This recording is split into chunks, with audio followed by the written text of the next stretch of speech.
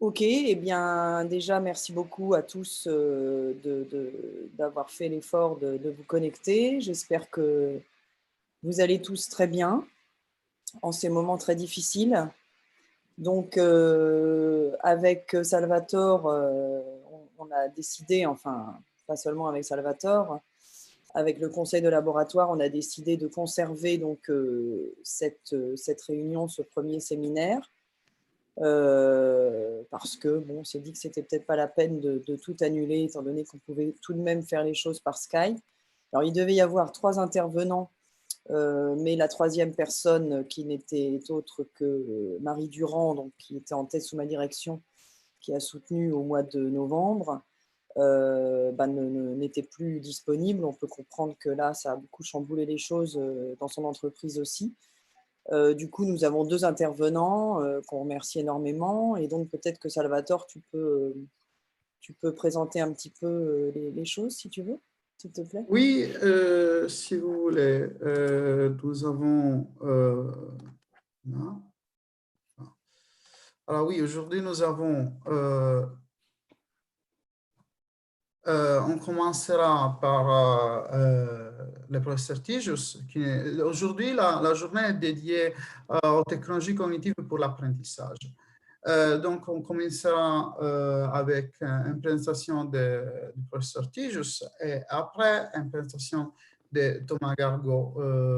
La première présentation sera visée sur les technologies cognitives, externalisation de notre apprentissage. Donc, on commencera Et après, avec une présentation de et après, on se concentrera, Thomas nous racontera son travail de thèse sur les troubles de l'écriture.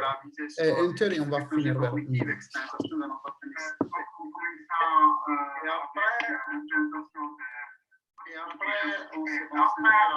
Nabul Arsène, il faudrait peut-être couper le micro.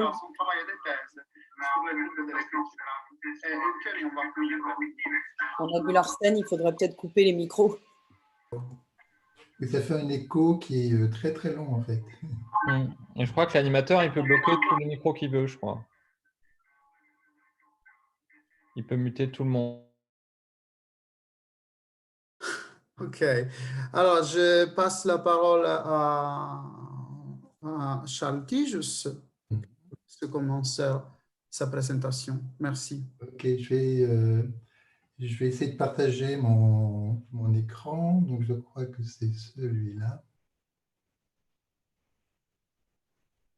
Et puis, le mettre en plein écran.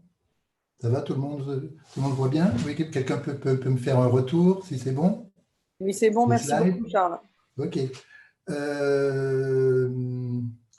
Donc, mon exposé sur technologie cognitive, externalisation de nos apprentissages et explicabilité, ça correspond à des problématiques actuelles qu'on a. Il y a AXA, par exemple, avec Paris 6, qui nous a contactés pour une thèse CIFRE. Parce qu'en fait, ils ont un système, une sorte de système d'experts. Quand quelqu'un veut une assurance, c'est le système qui décide à partir de plein de données qu'il a. Et supposons que vous ayez 2 chats, par exemple, et bien le fait que vous ayez 2 chats est pris en compte pour calculer le montant de votre assurance, ou même pour vous refuser l'assurance. Et si vous demandez, d'accord, mais enfin, pourquoi vous refusez mon assurance? Et si vous dites, bah oui, vous avez 2 chats. Oui, d'accord, mais enfin, en quoi j'ai 2 chats? Alors, le fait d'avoir 2 chats, c'est parce que dans les données, les personnes qui ont 2 chats, habituellement, ils se séparent assez rapidement. Les couples qui ont 2 chats. Pourquoi? Parce que chacun est venu avec son chat, ils se sont mis ensemble. Voilà. Et comme les chats sont encore vivants et qu'un chat, ça vit 7 ans, ça signifie que ils sont là depuis moins de 7 ans et que ces gens-là qui ont 2 chats, justement, ils se séparent et ensuite, celui qui se retrouve tout seul a du mal à continuer à payer l'assurance, des choses comme ça. Donc ça, c'est sûr,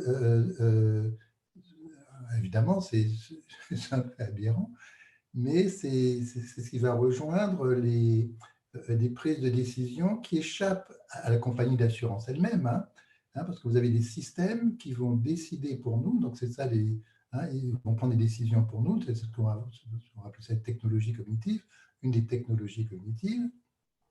Ça externalise notre prise de décision, mais ça va externaliser aussi l'apprentissage. D'une manière, c'est un système qui apprend pour nous. Et toute la difficulté, c'est l'explicabilité de ça, hein, pour que finalement on soit maître de nos décisions. Et je suis bien content de faire ça finalement actuellement, dans cette période de confinement, parce que l'exposé il est un petit peu prospectif, c'est-à-dire que où va-t-on avec toutes ces technologies cognitives dans lesquelles nous sommes vraiment partie prenante, hein. Je veux dire, les sciences cognitives, c'est nous, on fait partie de trucs cognition, etc. Et il compte vraiment sur nous pour développer ça, mais où va-t-on? Et je pense qu'on aura vraiment une révolution. C'est-à-dire que si quelqu'un me demande, Charles, le métier que tu fais actuellement, est-ce qu'on le fera encore dans 5 ans? Je ne suis pas du tout sûr. Là, nous sommes en train de faire, justement, cette période de confinement, parce qu'on dit beaucoup, hein, que cette période de confinement va permettre l'explosion des technologies numériques. Tout ce qui se fait à distance, et entre autres, ce que nous sommes en train de faire. Là, je suis en train de faire des cours, les cours que je fais, je les fais via Skype avec les étudiants. Là, nous sommes en train de faire une conférence, etc. Et finalement, les gens vont peut-être se dire, mais c'est peut-être mieux que le présentiel, finalement, hein, parce qu'on a les choses en même temps, enfin, on peut pas plein d'instruments numériques. Et si quelqu'un veut avoir un diplôme de l'université Paris 8 ou de l'UPEC ou de l'EPHE, mais qu'il a le choix d'avoir le diplôme de Harvard, et où vous avez un enseignant, non pas pour 25 personnes comme on le fait là, mais pour des milliers de personnes, je ne sais pas du tout si l'équivalent de mon poste sera toujours quelque chose qui existera d'ici 5-6 ans, ou sinon on fera ce qu'on appelle les classes inversées, donc ce sera des sortes de répétiteurs, etc. Donc je pense qu'on est vraiment dans une phase de bouleversement technologique, et c'est au sujet de ce bouleversement technologique, essayer de faire un peu de prospective avec toutes ces technologies. Quelles sont-elles?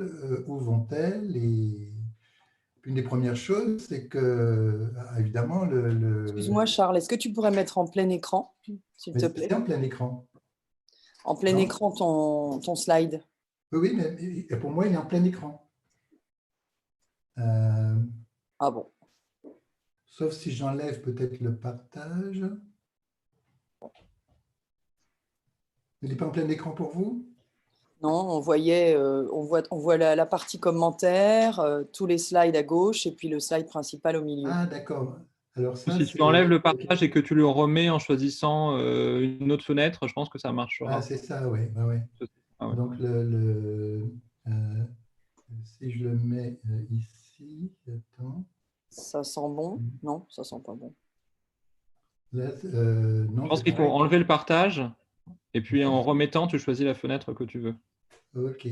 Le partage. En bas, là, le bouton partager Arrêter l'écran. de partager, OK. Et puis là, je change. Il faut recliquer, je pense, sur partager l'écran et choisir la bonne.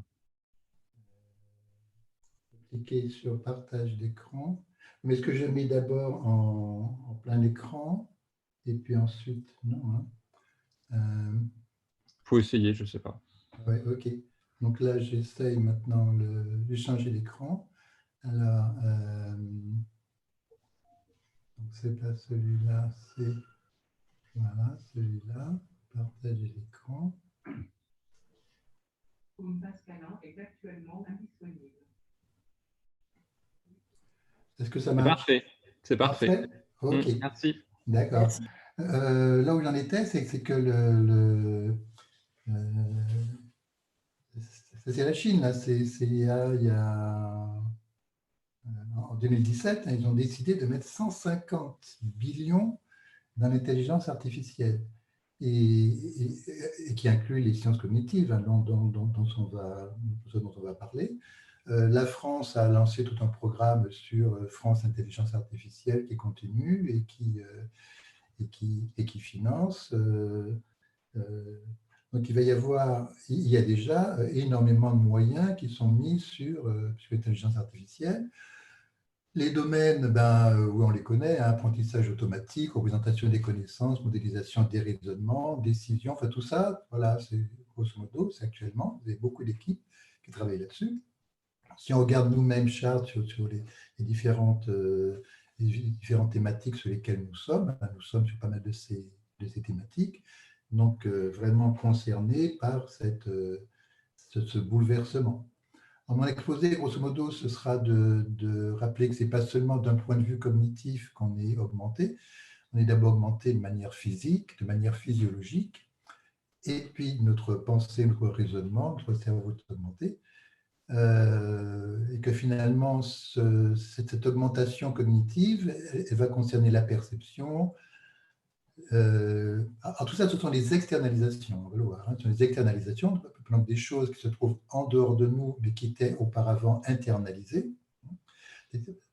Quand je parle d'externalisation, ça signifie qu'il va y avoir un système qui va percevoir pour nous, un système qui va connaître pour nous et nous présenter à l'extérieur de nous nos connaissances, qui va reconnaître pour nous, qui va mémoriser pour nous, qui va raisonner pour nous, qui va exécuter des tâches pour nous, c'est-à-dire nous dire, voilà, il faut d'abord faire ci, faire ça, et qui va également externaliser la résolution de problèmes. Donc, ce sont ces différents systèmes que je vais passer en revue. Et puis, le plus important, c'est l'externalisation de l'apprentissage, parce que si le système nous dit, finalement, tu n'as pas besoin d'apprendre, parce que nous, on apprend pour toi, d'accord? On va découvrir, on va apprendre pour toi. Là, je ne sais, voilà, il ne nous restera plus grand-chose. Donc, et si on ne peut pas empêcher ça, quelle pourrait être la solution? Eh bien, c'est autour de l'imitation et de l'explicabilité. Alors, si on démarre par ces augmentations physiques, physiologiques, cognitives, évidemment, on a entendu parler des technologies robotiques, des exosquelettes, des technologies physiologiques, des technologies cognitives qui vont nous occuper.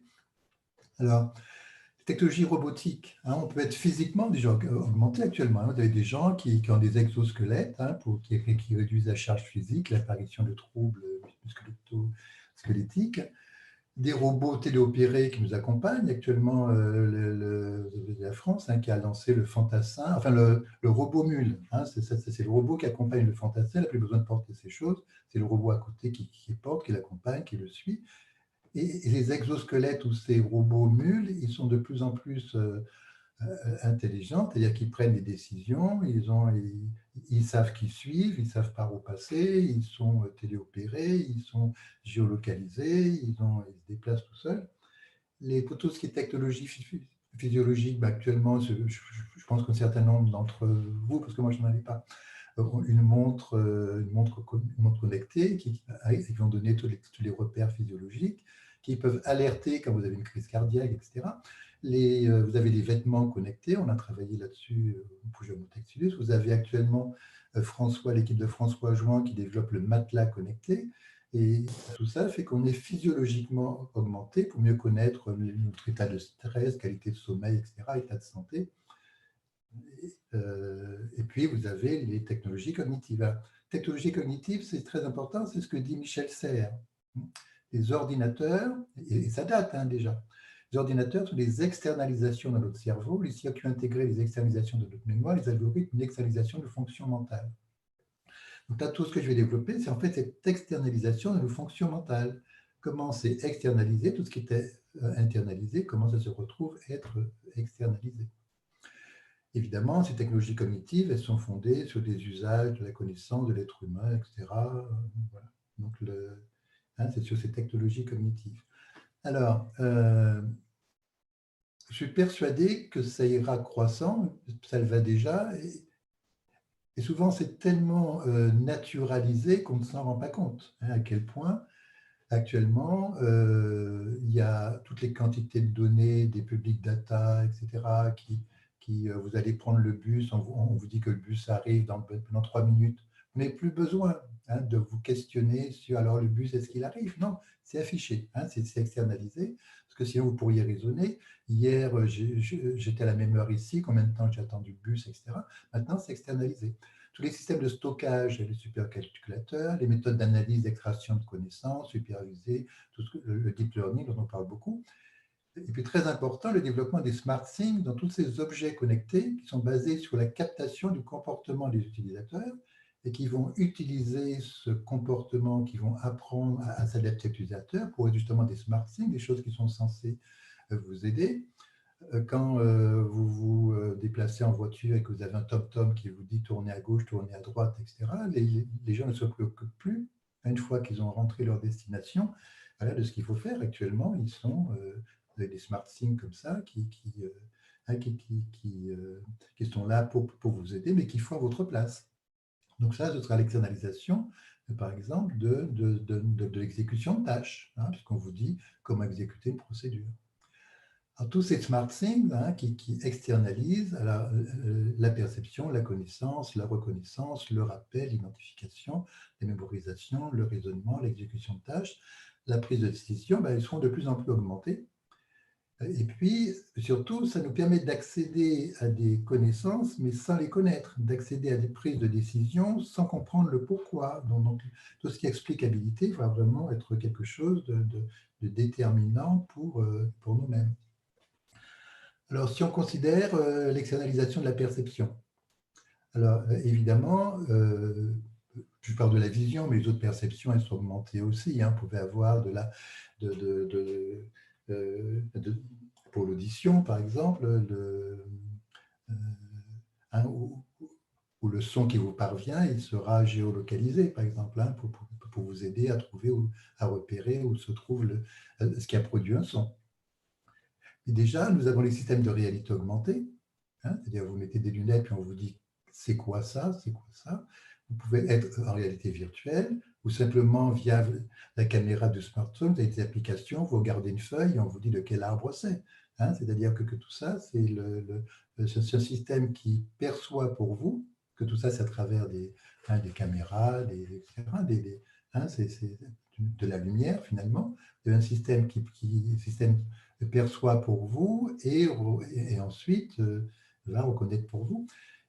Puis ce système, il peut en plus vous indiquer quoi regarder. Hein, si vous êtes un élève, un étudiant, il peut voir que vous ne regardez pas avec de l'oculométrie cognitive, que vous ne regardez pas ce qu'il faudrait regarder. Il va vous délivrer des informations, des objets de l'environnement, soit de manière brute, hein, dans un magasin, le taux de sucre sur ce paquet de gâteaux, l'heure de fermeture du musée. Hein, vous allez au musée, vous n'y êtes pas encore, mais la réalité augmentée vous donne son heure de fermeture. Et puis, on peut vous dire c'est bon pour la santé, ça correspond aux intérêts, etc. Puis ça peut être couplé donc, à ces données oculométriques. Un exemple que je donne souvent, c'est, donc j'espère que ça va marcher, là, c'est sur une toile, par exemple, vous regardez une toile, ça, avec l'oculométrie, ce qu'on va voir là, c'est comment un système pourrait exploiter, parce qu'il se fait déjà. Hein. National Gallery, où se trouve cette toile, hein, qui est l'exécution de Lady Jane Grey par Paul Delaroche, ils ont installé un oculomètre, ils ont fait une expérience comme ça sur plusieurs mois, ils ont eu plein de données. Vous avez des enfants qui sont à côté, ils ont aussi recueilli des protocoles verbaux, un enfant qui dit qui dit à son copain, oh, t'as vu la mariée? Ah oui, elle joue à Colin Maillard. Oui, mais le type avec la hache, là.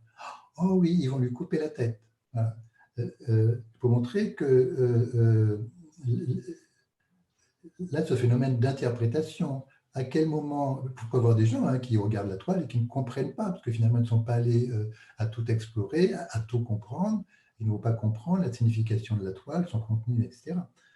Donc là, vous pouvez avoir sur cette toile donc, l'analyse de la toile qui est faite avec les lignes de force, par exemple, ça s'est fait automatiquement. Hein. Et puis on voit que le peintre, il a mis en relation la tête de Lady Jane Grey et puis voilà, où doit poser sa tête, le billot, et puis le billot. Et puis en dessous, vous pouvez noter qu'il y a la paille, etc. Et donc, fait une interprétation de la toile. Donc, toute la toile peut être décomposée en lignes de force. Hein, c'est quelque chose qui se fait automatiquement. Et puis ensuite, on peut extraire le schéma de cette toile. Donc, vous avez une personne qui est membre de la couronne, qui agit sur Lady Jane Grey, qui demande de poser sa tête sur le billot. C'est une première scène. Alors qu'il s'agit d'une image fixe, hein, une image fixe, mais il y a un événement qui se déroule. Donc, la première partie de l'événement, c'est ça. Et quand la tête de Lady Jane Grey aura été posée, donc là, vous avez un schéma mental. Hein, lorsque la tête de Lady Jane Grey aura été posée sur le billot, à ce moment-là, le bourreau va agir sur sa hache et va agir sur la tête. Et tout ça dans le contexte où, dans l'arrière-fond, vous avez les pleureuses. Donc ça, avoir compris cette toile, c'est s'être créé ce schéma mental de l'interprétation de la toile, donc de ce modèle mental. Et là, vous avez, ce sont les données de la National Gallery qui montrent tous les parcours oculaires. Alors maintenant, il suffit de vérifier si quelqu'un a le parcours oculaire qui correspond. Et là, vous avez un parcours oculaire, donc quelqu'un qui est en train de regarder cette toile, ça c'est au lutin qu'on a recueilli ça. Et puis maintenant, vous vous demandez à quel moment la personne va-t-elle avoir compris la toile. C'est quand elle aura mis en relation la tête et le billot. Pour l'instant, ce n'est pas fait. Elle est en train de regarder les pleureuses, regarde, voilà, et maintenant, c'est maintenant que la personne a mis en relation, elle regarde la paille, elle revient au visage, et on peut se dire maintenant que la toile a été correctement interprétée. Maintenant, le système d'externalisation de la perception, si vous n'avez pas regardé, si vous n'avez pas mis en relation ces deux zones d'intérêt, la tête et le billot, il peut maintenant attirer votre attention se servant de ces données pour dire voilà ce qu'il faut regarder pour comprendre la toile. Alors pour l'externalisation, donc là on vient de voir un premier système, hein. Maintenant on passe à un deuxième système, l'externalisation des connaissances. J'espère que j'aurai assez de temps. Ça c'est ce qui existe déjà, hein. C'est vous tapez, que ce soit Wikipédia ou dans le moteur de recherche, il est plus simple de retrouver le nom d'un acteur en tapant sur Google le titre du film, hein, que d'y penser, d'essayer de se souvenir. C'est beaucoup plus rapide, etc. Et donc ça, voilà, tous ces systèmes d'externalisation de connaissances, c'est vraiment ce qu'il y a de plus développé. Pour la reconnaissance, alors, parce que les connaissances, c'est ce qui est partagé par tout le monde, hein, donc Google peut faire. Maintenant, la reconnaissance, c'est la reconnaissance de ce qui nous est personnel en quelque sorte. Hein, c'est la réactivation de ce que nous, on connaît, hein, pas de ce que tout le monde connaît. Alors, si vous suivez un MOOC, par exemple, actuellement, vous avez des MOOC enrichis, parce qu'on a un projet avec le projet Eiffel, avec France Université Numérique, qui ont qui s'appellent des vidéos enrichies. Et puis un MOOC, c'est sur une quinzaine de séances. Alors, quand à la 12e séance, il y a un concept qui avait été présenté dans la séance numéro 2, à ce moment-là, le système vous propose de revoir, hein, parce que ce pourrait très bien que vous l'ayez oublié, de ne pas reconnaître que ce concept avait déjà été utilisé. Le système vous propose, il vous dit, ça avait été vu à la séance numéro 2, est-ce que tu veux le revoir, hein, donc c'est une information lui inconnue ou déjà connue, pour être à nouveau reconnue. Et donc cette détection du connu versus inconnu, hein, c'est fondamental pour l'apprentissage. Ça évite les méprises, les contresens, parce que un concept souvent peut être utilisé avec deux sens différents, hein. La plage, ça peut être la plage au bord de la mer, la plage horaire, la plage arrière de la voiture, etc. Voilà, donc ça, ces systèmes-là seront de plus en plus présents. Alors, si vous vous dites, ce n'est pas la peine que je reconnaisse quelque chose que je dois apprendre à reconnaître parce que le système va le faire pour moi, là, c'est quelque chose qui va tout à fait à l'encontre de l'apprentissage. Vous avez le système d'externalisation du rappel, là, je ne vais pas, parce que je n'ai pas assez de temps, système d'externalisation de l'identification, identification par rapport à la reconnaissance. La reconnaissance, c'est c'est reconnaître quelque chose qu'on est en train de voir. Donc, on a une stimulation. Vous croisez quelqu'un, que vous dites, mais je connais cette personne. Vous la reconnaissez, mais vous ne vous rappelez pas qui c'est. Ça m'est arrivé au marché. J'étais au marché, j'ai acheté du poisson, du temps où les marchés publics étaient ouverts. Et puis là, il y a une dame à côté de moi qui me dit, ah bonjour, monsieur Tijus. Je lui dis bonjour. Donc je l'ai reconnu, c'est quelqu'un que je connaissais, mais je n'arrivais pas à me rappeler d'où je la connaissais et qui c'était. Je lui dis, vous habitez le quartier? Parce que comme ça, je me suis dit, oh, c'est sûrement une étudiante, voilà. Et puis elle me dit, mais enfin, monsieur Tijus, je suis votre voisine. Voilà. Et donc, voilà. Donc j'avais reconnu, mais je ne pouvais pas rappeler. Peut-être ne pouvais pas non plus identifier, parce qu'identifier, c'est pouvoir mettre son nom et dire que c'est madame machin. OK. L'externalisation de la mémorisation, alors ça, c'est relativement court parce que c'est ce qu'on a tous. Je ne sais pas comment vous faites pour retenir tous vos mots de passe. Moi, j'en ai un certain nombre. Eh bien, je me suis créé un système d'externalisation de mémorisation. J'ai un fichier dans lequel il y a tous mes mots de passe. Voilà. Et puis comme ça, voilà, j'y vais. Alors tout ça, c'est évidemment tous ces systèmes dans lesquels on stocke nos numéros de téléphone, etc. Donc ça c'est ce qui existe de plus, voilà, depuis. L'externalisation du raisonnement. Si on me disait, est-ce qu'il y a quelque chose qu'il faut vraiment développer, je dirais oui, c'est l'externalisation du raisonnement. Parce que très souvent, en plus, je trouve que plus qu'en France qu'ailleurs, on a beaucoup de difficultés à raisonner. Vous avez qu'il s'agisse actuellement, par exemple, tout le monde dit, mais enfin, pourquoi on nous a dit qu'il ne fallait pas et que les masques ne servaient à rien? Voilà. Il peut y avoir des raisons idéologiques. Les gens disent, oui, on n'a pas la culture, on a des raisons culturelles, mais dire que ça ne sert à rien, parce que même des gens qui vont vous dire, le masque, ce n'est pas certain comme protection, donc il ne faut pas l'utiliser. Comme s'il existait quelque chose de certain. Et quand quelqu'un vous dit, ouais, tous les machins sont des trucs, forcément, il se trompe. Parce que les tous, voilà, c'est une télévision comme ça, une femme qui se plaignait auprès de la mairie en disant, oui, les places en crèche, vous les réservez aux gens que vous connaissez, à vos amis, à vos copains. Le maire qui lui répond, quoi, vous êtes en train de nous dire qu'on réserve toutes les places en crèche à nos amis? Ça coule le bec à cette mère de famille qui se plaignait, parce qu'effectivement, elle ne peut pas dire que toutes les places, voilà. Donc ça, c'est une chose de plus de raisonnement, donc il faut vraiment apprendre à raisonnement. Donc ça peut être vu comme la production d'inférences par l'intelligence artificielle. Un fonctionnement qui consiste à produire de nouvelles connaissances à partir de la découverte d'informations nouvelles qui peuvent être fournies. Donc le système lui-même peut s'occuper de raisonner pour nous en découvrant, en faisant ses inférences. Oui, d'accord, mais enfin, il faut vraiment... voilà, on se trouve dépossédé, mais deux, il faut aussi qu'il puisse expliquer d'où vient, donc l'histoire du chat tout à l'heure, qu'il puisse nous expliquer à partir de quoi il base son raisonnement, quelles sont les règles de raisonnement qui ont été appliquées. C'est le principal défi des systèmes qui raisonnent pour nous. Évidemment, vous avez, on va le voir tout à l'heure, mais des systèmes comme Watson, etc. Enfin, bon. L'exécution de tâches, ça c'est quelque chose qui est très facile à faire, parce que grosso modo, vous avez des procédures.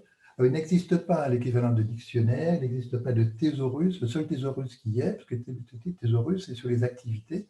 Le seul thésaurus qui existe, un thésaurus anglo-saxon, mais grosso modo, il n'y a pas de dictionnaire. Voilà, ça c'est quelque chose, mais je pense que ça se fera de plus en plus, c'est-à-dire de comment les tâches se réalisent, qu'est-ce qu'il faut faire pour ce qu'on veut au musée, etc. Et système d'exécution de tâches pourrait être aussi externalisé. Il n'y a plus besoin de planifier, il n'y a plus de système qui va vous dire il faut faire ci, il faut faire ça. Et donc, l'exécution de procédure à suivre, voilà, parce que vous n'aurez pas d'alternative et puis sans prise de décision, parce que c'est le système qui fait ça pour vous. Alors, du plus complexe, donc du plus simple au plus complexe, en se basant sur justement du raisonnement, hein, pour pouvoir avoir de l'externalisation de l'exécution de tâches. Et puis enfin, la résolution de problèmes. Sur les systèmes d'externalisation, vous ne savez pas comment faire, le système va trouver comment faire, mais comme vous, parce qu'une tâche, on sait comment faire. Si le système le fait pour nous, c'est parce que c'est finalement plus simple. Hein, dans le TomTom, dans votre voiture qui vous dit tourner à gauche, tourner à droite, prendre la troisième, etc., vous pourriez le faire, mais seulement il automatise tout ça pour vous. Lorsqu'il s'agit d'un problème, vous ne savez pas comment le résoudre. Et lui, il vous dit, voilà, il faut faire ci, il faut faire ça. Et c'est là vraiment on a besoin, hein, du pourquoi, hein, qu'il réponde au pourquoi. De plus en plus, c'est quelque chose qui se déroule en langage naturel. Vous avez Watson, donc d'IBM, qui fonctionne comme ça. Puis surtout, vous avez les techniques de résolution de problèmes, qui sont basées sur le contrefactuel. Là, par exemple, c'est un problème où il faut calculer la surface de la bande noire, hein, qui traverse le rectangle en diagonale, puis on vous donne la longueur X, la largeur Y, et puis la largeur de la bande Z. Maintenant, vous pouvez passer du temps à vous dire, oui, alors comment faire pour quel type de figure c'est, pour trouver, etc. Mais si vous dites, si vous arrivez à percevoir deux rectangles, donc j'espère que tout le monde voit les deux rectangles, le grand rectangle X sur Y et le plus petit rectangle X moins Z sur Y. Donc à ce moment-là, vous avez deux rectangles. Les deux rectangles, la surface est facile à calculer et ensuite vous faites la soustraction, hein, c'est dans le 2. Alors, je ne sais pas si on peut voir le curseur. On voit très bien. Ici, Oui, vous pouvez maintenant soustraire le petit rectangle du grand rectangle et vous avez la surface noire. Ça, c'est possible. Alors, c'est possible pour le contrefactuel. Ce serait possible de manière perceptive. Avec la Gestalt théorie, les gens ne perçoivent pas, hein, le petit rectangle dans le grand. Mais ils le perçoivent quand ils le perçoivent parce qu'ils se disent « Oh là là, il me demande de calculer la surface noire, c'est bien compliqué. Ça, ce serait plus simple si on me demandait la surface blanche. » Parce que calculer surface noire, à chaque fois qu'on fait une catégorie, on fait toujours la catégorie contralatérale, c'est-à-dire le complément. On me demande de calculer la surface noire, on ne peut pas, enfin habituellement les gens ont une pensée contrefactuelle d'imaginer le complément. Ici, le complément, ce serait calculer la surface blanche. Quand quelqu'un se dit tout de suite, ça y est, on me demande de calculer la surface blanche, ben, si j'avais ça à faire, à ce moment-là, les personnes voient les deux rectangles, qui s'imaginent avoir calculé la surface blanche, et donc à ce moment-là, ils voient le plus petit rectangle et ils peuvent résoudre le problème. C'est quelque chose qu'on peut retrouver. Il me reste combien de temps qu'on peut retrouver Oui, moins de 30 minutes si on veut avoir un peu de questions. Oh ben ça va, oui, ça va. Donc Pierre danse avec Marie, par exemple, une fois qu'on a quelque chose comme ça, la quantité d'informations d'un énoncé, par exemple, hein, l'informatique, l'IA, c'est toujours pour poser cette question-là, en se disant que ce serait le nombre de questions qu'il faudrait poser pour pouvoir reconstituer le message. Et puis de prendre le fait que si on vous dit de trouver le verbe danser, quelle est la quantité d'informations qu'il y a dans danser, à ce moment-là, vous prenez un dictionnaire, vous le divisez en deux, vous demandez est-ce que c'est la première partie ou la deuxième partie. Ce sont toujours des questions binaires pour que ça corresponde au bit d'information. Et puis le nombre de questions que vous posez, ça va relativement vite, hein, parce que c'est exponentiel. Vous donnez la quantité d'informations. Donc la quantité d'informations de mots dans le dictionnaire, c'est le nombre de questions qu'il faut poser pour retrouver ce mot dans le dictionnaire, avec des questions où la réponse est oui, non. En fait, on pourrait dire que ça ne va pas, parce que ça ne rend pas du tout compte de la complexité sémantique, des relations, etc. Mais ce serait le nombre de questions qu'on pourrait poser avec une réponse sémantique. Si par exemple on a Pierre danse avec Marie, la compréhension de ça, ça signifie que ça parle de choses, ça parle de choses qui dansent, de choses, et avec toujours le complément de choses qui dansent, mais comme ça parle de choses qui dansent, ça parle forcément, c'est là où on a le contrefactuel, de choses qui ne dansent pas. Qui dansent, ben, les choses qui dansent avec Marie, mais de choses qui pourraient danser avec quelqu'un d'autre que Marie. Et puis, de qui danse avec Marie, eh bien c'est Pierre, mais ça pourrait être aussi quelqu'un d'autre que Pierre. Et si on fait ça, à ce moment-là, on peut générer de la créativité, de la résolution de problèmes, voilà, et même voilà, en ayant un petit réseau sémantique qui permet de parcourir toutes les possibilités, hein, avec les compléments et toutes les classes complémentaires, c'est-à-dire que Pierre est en train de danser avec une femme, mais il pourrait être dansé avec quelqu'un d'autre que Marie, etc. Donc ça c'est le petit réseau et qui découle de ça, qui peut rendre compte de la complexité d'un énoncé, hein, d'un message, puis qui en même temps permet de répondre, mais permet aussi d'envisager toutes les autres possibilités. Parce que si Pierre, par exemple, il veut danser avec Marie, et puis il ne peut pas, ben, il peut envisager de danser avec quelqu'un d'autre que Marie. Et donc, voilà, toute cette manière de faire, de raisonner sur les catégories, ça permet justement d'être créatif, de résoudre des problèmes, et que le système peut maintenant faire ça de manière automatique. La pensée contrefactuelle, ça c'est quelque chose qui est informatisé. Alors, maintenant l'autre partie qui est pour l'externalisation de l'apprentissage, grosso modo, ce qu'on peut demander à ces systèmes, voilà, c'est qu'ils nous soient utiles, qu'on les accepte, l'acceptabilité, parce que c'est, voilà, l'accessibilité, l'apprenabilité, hein, avec justement l'apprentissage. Il faut qu'on puisse apprendre et puis qu'on puisse les utiliser. Alors ça, ce sont les hiérarchies de dimensions ergonomiques qu'on demande à n'importe quel système. Donc tous ces systèmes qui externalisent nos fonctions mentales, il faut qu'on leur demande ça. Entre autres, il faut qu'on leur demande la chose la plus principale, c'est l'accessibilité, hein, qu'on puisse accéder à leur manière de fonctionner, ce qu'on appelle la transparence du dispositif.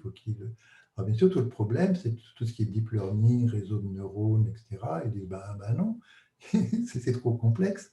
On ne sait pas du tout, il y a des millions de trucs, et donc il faut des systèmes de surveillance, hein, du deep learning pour voir qu'est-ce qu'il est en train de faire, pour qu'il puisse essayer de donner des choses qui rendent le fonctionnement accessible, parce qu'on ne peut pas laisser faire à des systèmes en disant ben non, il décide tout seul, il y a des millions de connexions, etc. Et voilà, il arrive à produire cette réponse. Voilà, et donc il faut qu'on puisse accéder au fonctionnement, qu'on puisse apprendre nous, comment ces systèmes fonctionnent pour pouvoir les utiliser. Et pour pouvoir les utiliser, il faut qu'on puisse toute la partie qui va concerner l'explicabilité. Et ce qu'on va préconiser, c'est parce que si on me dit mais comment l'être humain peut-il s'en sortir, ben, il faut qu'il puisse imiter à minima, hein, ces externalisations pour les intérioriser, en se demandant comment ils fonctionnent et surtout comment bien raisonner pour conclure, par exemple, qu'on peut savoir ou qu'on ne peut pas savoir. Se poser la question, que à tout moment on se pose la question, parce que le pire, ce serait de ne pas se questionner. Et si on se pose la question, comment le système arrive à me donner ce résultat-là, à ce moment-là, on entre déjà dans quelque chose qui est de raisonner à son sujet, mais se donner à imiter en se disant, mais si je devais aboutir à ce qu'il a fait, qu'est-ce que je devrais faire? Je pense que voilà, une des possibilités, c'est l'imitation. Et sur l'apprentissage, puisque le pire, ce serait les systèmes qui ne connaissent rien. Parce que par exemple, là, vous êtes en train de m'écouter, donc je fais sûrement des choses, je ne sais pas si vous savez ce que c'est que l'accrétion, machin, mais pour y avoir soit votre petit robot, soit votre smartphone, soit un système à côté de vous qui vous dit « je vais apprendre pour toi ». Moi, je pense que dans l'auditoire, il y a certains de nos étudiants, hein, de master par exemple, eh bien, ils pourraient avoir un système qui dit « mais non, mais ce n'est pas la peine que… D'ailleurs, tu veux jouer aux jeux vidéo, tu peux. Moi, je vais apprendre ce qui s'est dit là dans le cours, et puis après, dès que tu veux, je te ferai la synthèse, les principaux points, etc. » Hein, c'est-à-dire qui serait un outil personnel. Hein, ce serait notre outil qui apprend pour nous et qui fait les inférences, raisonne, etc., les nouveaux termes qu'on est censé connaître. Voilà. Et puis finalement, c'est une externalisation de nos apprentissages, hein, qui se trouvent à côté de nous et qui, lorsqu'il faut utiliser ce qu'on a appris, de toute manière, il est là. Voilà. Donc, il y a différents types de choses. La restructuration, c'est ce qu'on a vu, par exemple, avec la résolution de problèmes, les problèmes de créativité. Je suppose que maintenant, si on redonne le problème à quelqu'un, il saura le faire. Et puis, il saura même trouver les manières de restructurer sa pensée pour pouvoir avoir quelque chose de créatif. Hein. Alors, le réglage, c'est lorsqu'on a un modèle mental. On a vu le modèle mental, par exemple, pour la toile de Lady Jane Grey. Voilà, si vous avez les toiles, par exemple, comment il s'appelle ce peintre, où on tire sur des révolutionnaires espagnols. Voilà, c'est un peu le même schéma, le même qui va être repris, et on pourra régler le schéma qu'on a déjà, voilà, pour particulariser une connaissance ou une interprétation. Et puis la création, enfin tout ça, donc c'est Rumelart et McClelland qui développent ces trois grands types d'apprentissage, parce qu'en fait on sait très peu sur l'apprentissage humain en tout cas, et ce sont trois modes d'apprentissage qui sont, voilà, je pense qu'on a tout là. Donc un système qui aurait ça, voilà, pourrait également se mettre à apprendre pour nous. Et puis, voilà. Et tout ça concerne la fabrication d'objets smart qui iront en se développant. Ça, je pense que c'est déjà là pour beaucoup, hein, mais ça ira en s'amplifiant. Et donc, il y a à la fois des réflexions déontologiques, éthiques, mais également sur de quoi faire par rapport à ça, parce qu'on est vraiment à la fois de partie prenante, et donc on a aussi une responsabilité. Voilà. Voilà, donc j'arrête le partage. Merci beaucoup. Salvatore? Oui, donc il y a des questions. Je ne sais pas s'il y a quelqu'un qui a envie d'intervenir, de poser des questions par rapport à ce qu'on a entendu. Alors moi, je veux bien poser une question, c'est Michel Chabert. Oui, mais c'est bien, il y a ton nom qui s'inscrit. Il y a ton nom qui s'inscrit sur l'écran. Voilà, donc je mets ma photo du coup. Alors, j'étais déjà un peu avertie de ce que tu allais dire, puisque tu nous avais envoyé l'article. Oui. J'avais déjà pu lire tout ça. Évidemment, comme moi, je ne suis pas du tout de la partie, j'avais été assez impressionnée. Cela dit, entre nous, dans ton article, il restait plusieurs fautes de frappe.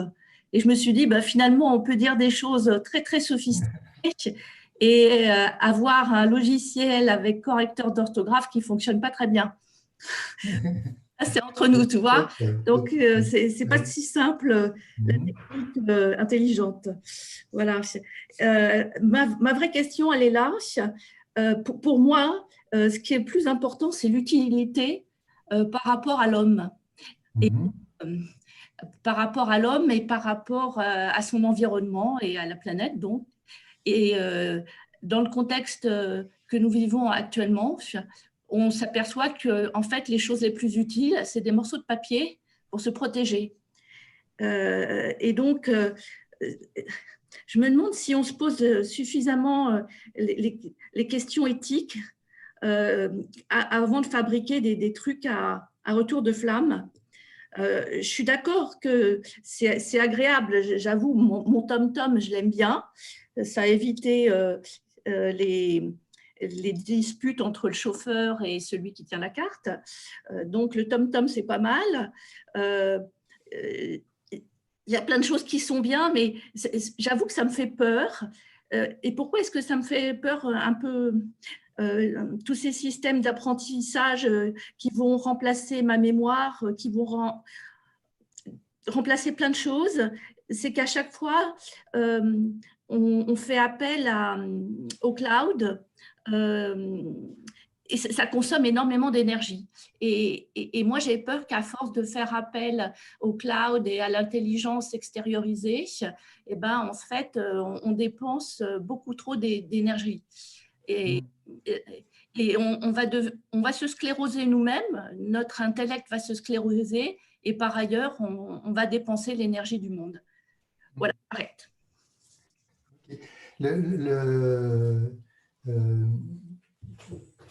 Très importante tes questions sur plusieurs points. Si on part du dernier point et qui rejoint le pourquoi de cet exposé en ce moment, actuellement, il paraît que le taux de pollution est vraiment en train de descendre. Parce que les gens ne se déplacent pas en voiture, ils sont confinés. Et de manière très simple, parce que vous pouvez très bien voir, actuellement, le gouvernement a un comité d'experts, je ne sais pas quoi, qui dit qu'est-ce qu'il faut faire. Maintenant, si c'était remplacé par une intelligence artificielle qui dit mais non, mais regardez ce que fait le numérique. Tous les gens, ils sont chez eux, mais ils font du télétravail, ils font des conférences, ils font des séminaires de laboratoire à distance. Et finalement, ça pollue bien moins et en plus, ça empêche de transmettre du virus. Et du virus, il peut encore y en avoir. Donc, c'est un système comme ça qui prend des décisions. Il peut décider pour toi parce que tu veux l'écologie, parce que tu veux qu'il y ait moins de pollution. Et il peut décider que finalement, les gens qui se posent les questions d'ailleurs, vous êtes confinés, mais ça se passe très bien. Qu'est-ce qui ne va pas? On peut vous livrer, vous pouvez avoir bientôt des robots qui vont vous livrer chez vous. Donc le confinement, c'est vraiment une très bonne décision à prendre et donc il faut, non seulement après le virus, il faut continuer à être confiné, vous faites tout chez vous, etc. C'est-à-dire que tu peux très bien avoir un système qui va, on peut dire que le mieux est l'ennemi du bien, je ne sais pas quoi, mais qui peut prendre des décisions, ou en tout cas influencer la décision, sur tout en disant, voilà, parce que tu donnes en fait des besoins auxquels le système va décider pour toi. Et là, il faut, voilà, c'est des réelles questions, quoi. C'est-à-dire que, comme tu disais, tout à fait, ça pose des questions éthiques, ça peut faire peur. Parce que non seulement il y a des systèmes qui peuvent se mettre à décider, et ça pourrait être au niveau international, et puis dire c'est ce qu'il faut pour l'humanité, sinon l'humanité va à sa perte, mais sans qu'on ait réellement la maîtrise, la compréhension, l'explication du qu'est-ce qui fait que, parce qu'on va vous dire oui, de toute manière on vit dans un monde complexe, vous n'allez rien comprendre du tout. Souvent, c'est ces arguments d'autorité, ne serait-ce que pour le masque. Par exemple, c'est des arguments d'autorité qui disaient non, il n'y a pas besoin de masque, c'est uniquement si vous êtes malade. Ce sont les mêmes personnes qui disaient mais les gens ne sont pas malades, mais pourtant ils transmettent le virus. Ce sont les mêmes qui disaient ça. Et donc, ils péchaient du côté du raisonnement.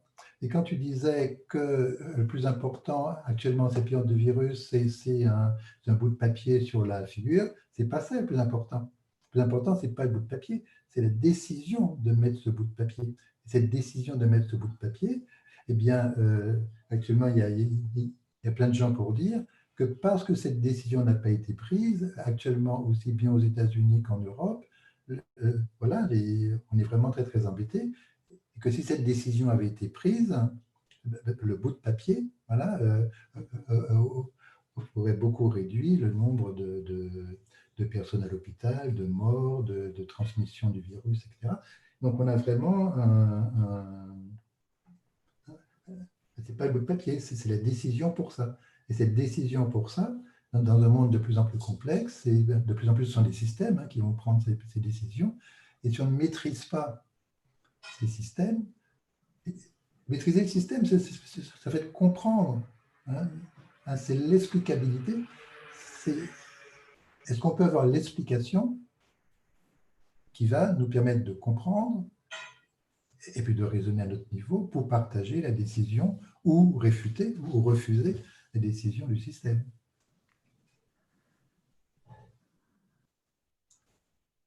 Ouais, ça a été, je n'entends plus rien. Oui, merci. Merci pour les réponses. On t'a bien entendu. Ok. Oui, moi je trouvais aussi la question de Michel intéressante par rapport à la fonction. Finalement, il y a des études qui ont montré que les taxis londoniens, ils avaient les plus gros hippocampes parce qu'ils avaient besoin de retenir les routes de Londres. Et en fait, le fait d'utiliser une fonction cognitive, ça permet de l'entraîner, de l'améliorer. Comme pour être musclé, il faut faire de la musculation. Effectivement, si on a des choses qui compensent toutes nos fonctions, effectivement, il y a un risque qu'on devienne un peu comme dans Wall-E, des esclaves de nos technologies, quoi. Oui, oui, c'est des coachs potatoes mentaux. Exactement, des coachs potatoes mentales. Ouais. J'ai aussi une question par rapport à l'explicabilité. Parce que j'aime beaucoup parler, parce que quand on travaille avec des systèmes très complexes, en effet, c'est pas donné de réussir à établir un lien de causalité entre la décision prise par les systèmes et ses perceptions, son expérience passée, etc. Donc, par exemple, je parlais avec un philosophe qui travaille un peu sur des questions éthiques liées à la robotique. Alors, lui, il disait, il faut réussir à créer des systèmes qui sont transparents, qui sont explicables parce que si une voiture autonome tue quelqu'un, on doit savoir de qui est la faute. Okay. Et pourtant, quand je travaille dans la robotique et des fois, c'est difficile aussi pour moi, les programmeurs, de réussir à comprendre dans tous ces systèmes géants que j'ai créés des relations de cause-effet.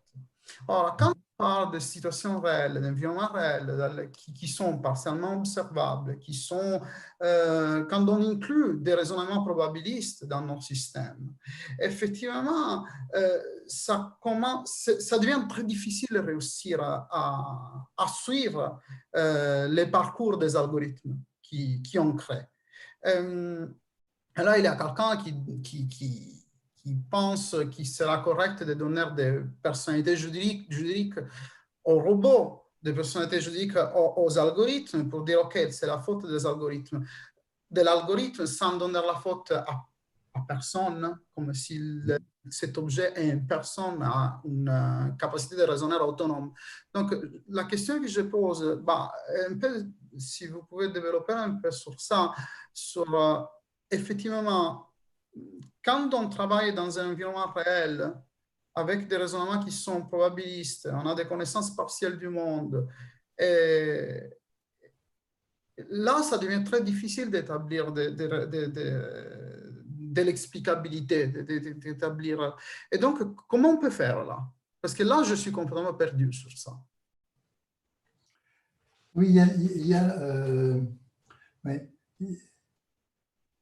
Il y a quelque chose au niveau comment dire, c'est l'explication de quoi, hein, c'est l'explication de quoi. Je crois que naissent, par exemple, il me semble, hein, que naissent plus de filles que de garçons, ou supposons que ce soit l'inverse. Hein, on va dire que la probabilité d'avoir une fille sera par exemple de 0,51 et puis un garçon de 0,49. Hein,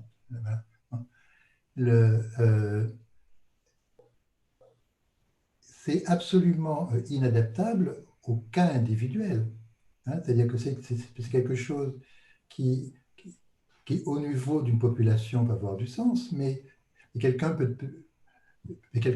en soi ne peut pas dire j'aurai plus de chances d'avoir une fille que d'avoir un garçon. Hein, c'est quelque chose qui ne tient pas la route. Hein, c'est-à-dire que l'explication à différents niveaux. Hein, et ça, c'est important.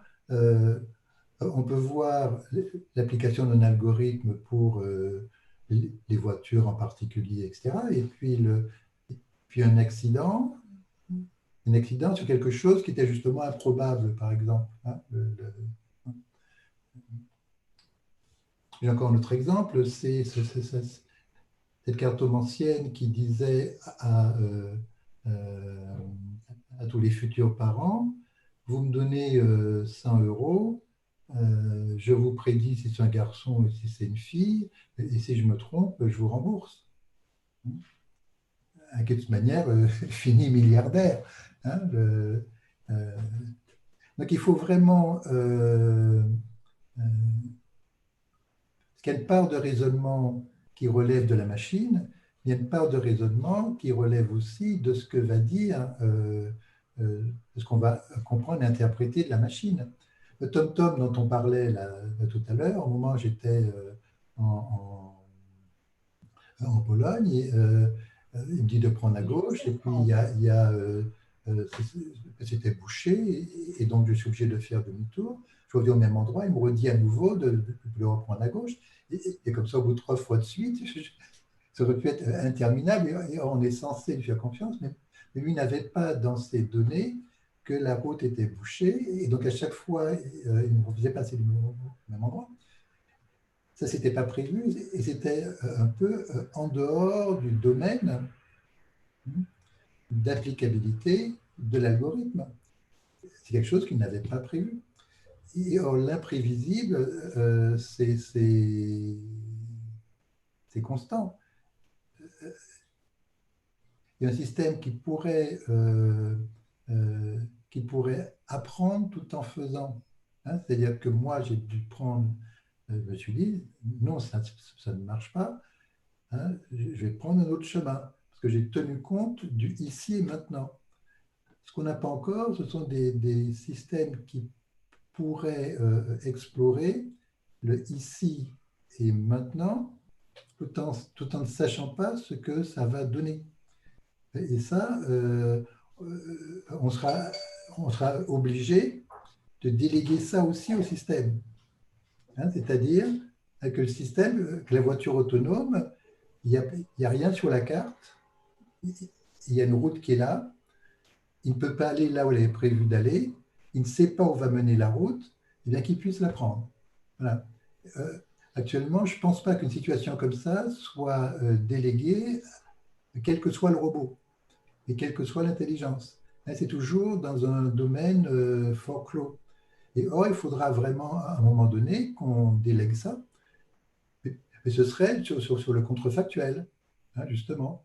Voilà, d'aller explorer le complément, ce qu'on ne connaît pas. Et, voilà, mais ça, sur des problèmes de créativité comme ça fonctionne. Maintenant qu'on puisse dire à une voiture autonome ou un robot, hein, le Kinao fonctionne, qu'ils puissent aller explorer d'eux-mêmes, prendre des décisions d'eux-mêmes pour les choses qui n'ont pas été prévues. Voilà. Ça, c'est pas encore... Je ne sais pas si ça répond à ta ta question, mais c'est...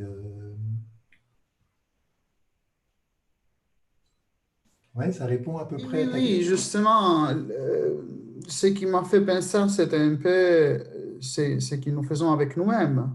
Nous, on va chez le psychologue. Et donc, l'idée pourrait être, c'est un peu un travail d'un ami à moi qui fait des réseaux de neurones qui sont compliqués à expliquer ce qui se passe. Alors, il a créé un deuxième réseau de neurones qui regarde la première, qui essaie de traduire, d'expliquer qu'est-ce qui se passe. Donc, c'est vraiment un cerveau qui essaye d'expliquer à notre cerveau. Et c'est ce que nous faisons nous-mêmes avec les psychologues. C'est un deuxième cerveau qui essaie de comprendre un peu notre cerveau. Je peux faire un petit commentaire? Bien sûr. C'est Farid. Je pense que dans la question de Michel, et même dans le commentaire de Thomas, il y avait un peu d'émotion. Et effectivement, actuellement, nous sommes traversant un état émotionnel particulier et, qui relève bien entendu de la peur et de la perte de contrôle. Là, enfin, la perte de contrôle, c'est que bon, on ne peut pas sortir. Et j'ai cru comprendre que, effectivement, Michel nous disait qu'elle avait qu'un petit bout de papier était plus utile que des systèmes plus compliqués, alors que ce sont bien ces systèmes plus compliqués qui, en ce moment, nous permettent de continuer à fonctionner. Mais les systèmes, effectivement, bon, parce que je suis peut-être optimiste, ils ont peut-être des capacités et des possibilités qui dépassent les nôtres, enfin, de l'humain, de l'utilisateur, mais nous avons la force du groupe, si j'ose dire. Une appli ou un objet, une création, si elle ne rencontre pas l'adhésion de beaucoup de monde, elle peut pas être commercialisée, elle peut pas fonctionner. Et moi, je suis convaincu qu'avec l'Internet, avec les prises de conscience que les populations, le citoyen prend ces derniers temps, le contre-pouvoir sera là. Par contre, il faudrait qu'on se méfie des marchands de l'émotionnel qui, effectivement, enfin, vont nous faire peur pour certaines choses. Bon, je vais dire quelque chose qui va peut-être choquer. On nous fait peur avec les accidents nucléaires. C'est vrai, c'est possible, mais ça a permis, d'un point de vue économique, je ne suis pas en train de défendre, je constate seulement à la France d'avoir une avance technologique par rapport aux autres pays qui n'avaient pas le nucléaire. Et effectivement, le nucléaire dans les années 70, c'était l'avenir. On est en train de revenir. Et pour boucler par rapport à l'observation de Michel, effectivement, le cloud, le coût et tout ça, c'est sûr que la planète, d'après ce qu'on nous dit, on lui a bien fait mal. Mais moi, à titre personnel, j'ai confiance en l'intelligence humaine. On trouvera des parades. Oui, deux choses, oui. Sauf que l'intelligence humaine elle risque d'être de moins en moins mise à contribution au profit de l'intelligence artificielle machine, qui, comme disait Hans Alon, on ne lui a pas encore appris à aller chez le psychologue et à changer. Et c'est peut-être quelque chose là que je vais réintroduire, parce que j'espère qu'on va faire un livre de tout ça, mais voilà, introduire cette possibilité de changement qui, effectivement, en y pensant, c'est la limite de toutes ces externalisations. Ce sont des externalisations, sauf si elles apprennent à apprendre d'elles-mêmes et puis à changer d'elles-mêmes, mais ça, c'est la partie la plus difficile, parce qu'elles peuvent apprendre pour nous facilement, mais apprendre pour elles, voilà, ça je ne sais pas comment c'est possible. Et puis, ce que disait Anzalone m'a fait penser, et puis ça rejoint aussi ce que vient de dire Farid, hein, ça me fait penser à une blague, parce qu'il faudrait aussi que ces systèmes puissent comprendre les blagues et puissent en créer et puissent voilà, hein, nous amuser en créant des blagues. Et cette blague en question, c'est combien faut-il de psychanalyste pour changer une ampoule? Je laisse réfléchir des minutes. Alors, ça se trouve, certains connaissent déjà la blague. Alors, il en faut un seul si l'ampoule accepte de changer.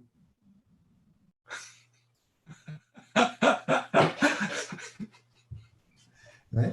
On voit qu'il faut vraiment changer de catégorie, hein, parce que l'ampoule devient le patient, hein, elle devient une personne. Changer, hein, ça a deux sens. Hein, l'ampoule qu'on change, puis le patient qui change, hein, qui devient autre chose.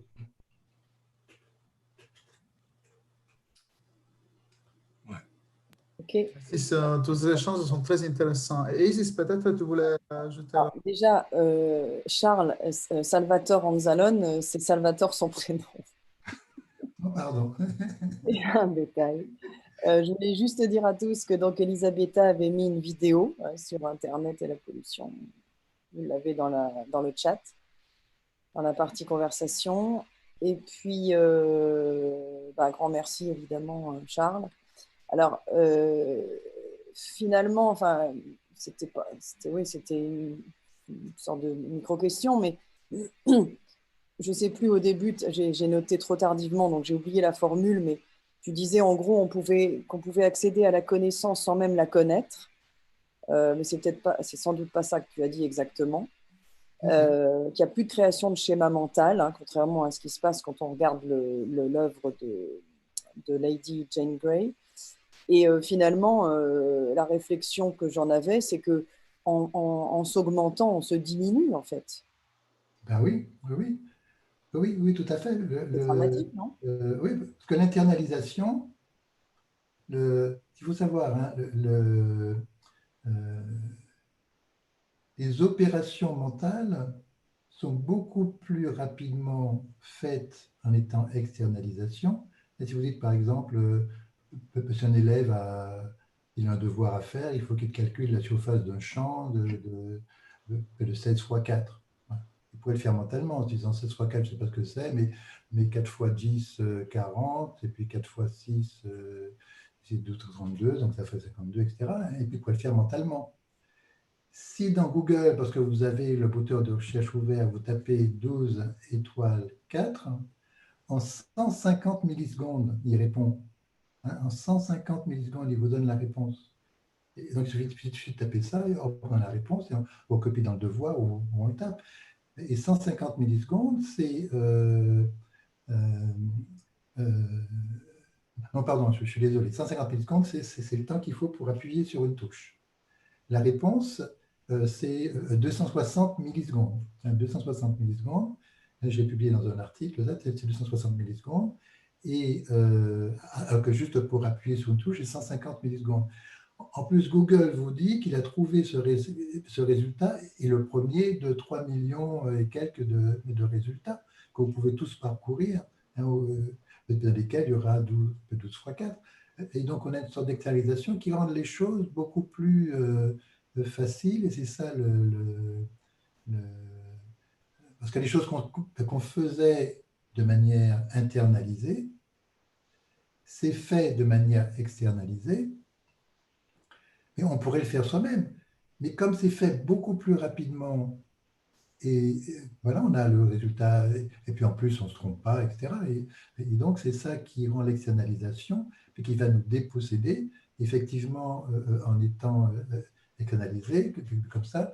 Et c'est très juste ce que tu dis, en étant augmenté, on se diminue, même de manière physique. Hein, de manière physique, vous avez, si vous avez un exosquelette, à cet exosquelette, on donne une toute petite impulsion et puis ça y est, enfin bon, là il réagit.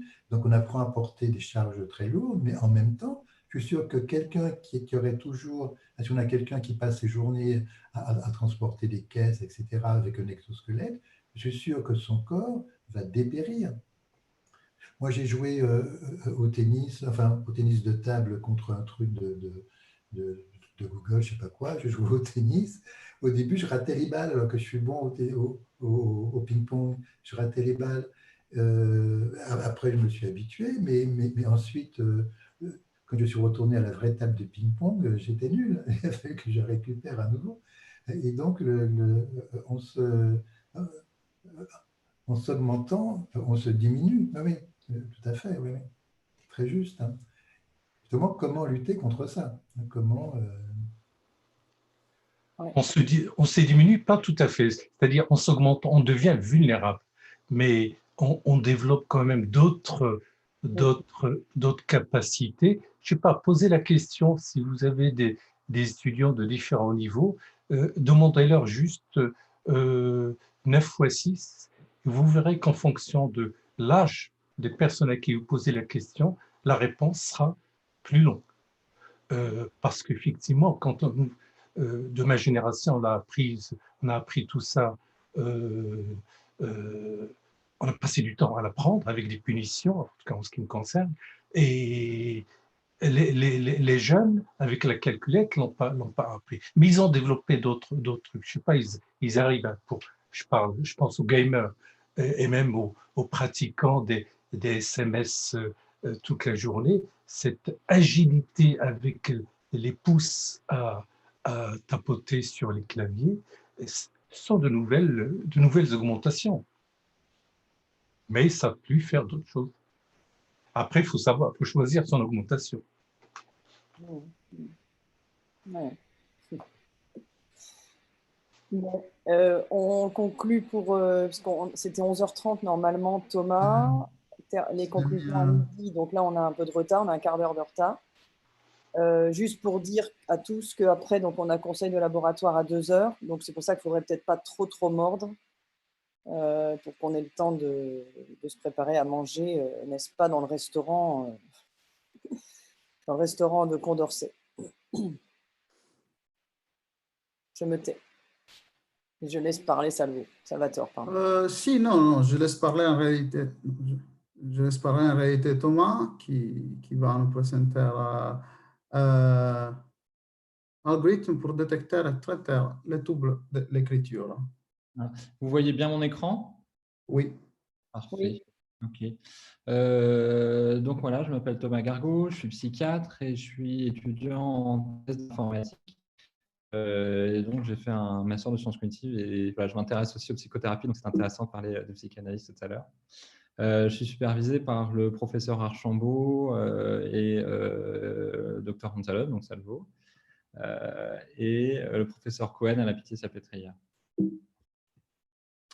Alors, je vais vous montrer un peu comment on fait les diagnostics en psychiatrie en rapport avec les difficultés d'écriture.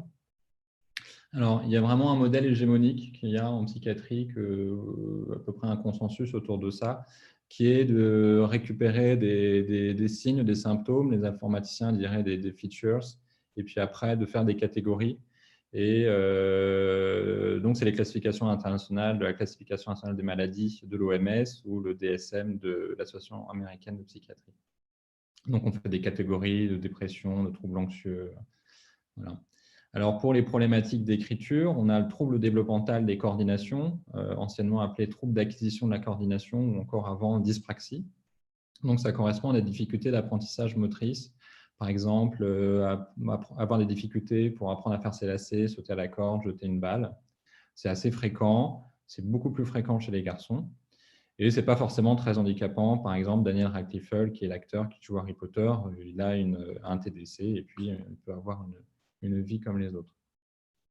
Il y a une autre pathologie qu'on trouve souvent en pédopsychiatrie qui s'appelle l'autisme ou les troubles du spectre de l'autisme. Donc, ce sont des troubles de socialisation, la communication, et puis associés avec des intérêts restreints et stéréotypés. Donc, c'est moins fréquent, mais ça reste très fréquent quand même. On a 1% de la population.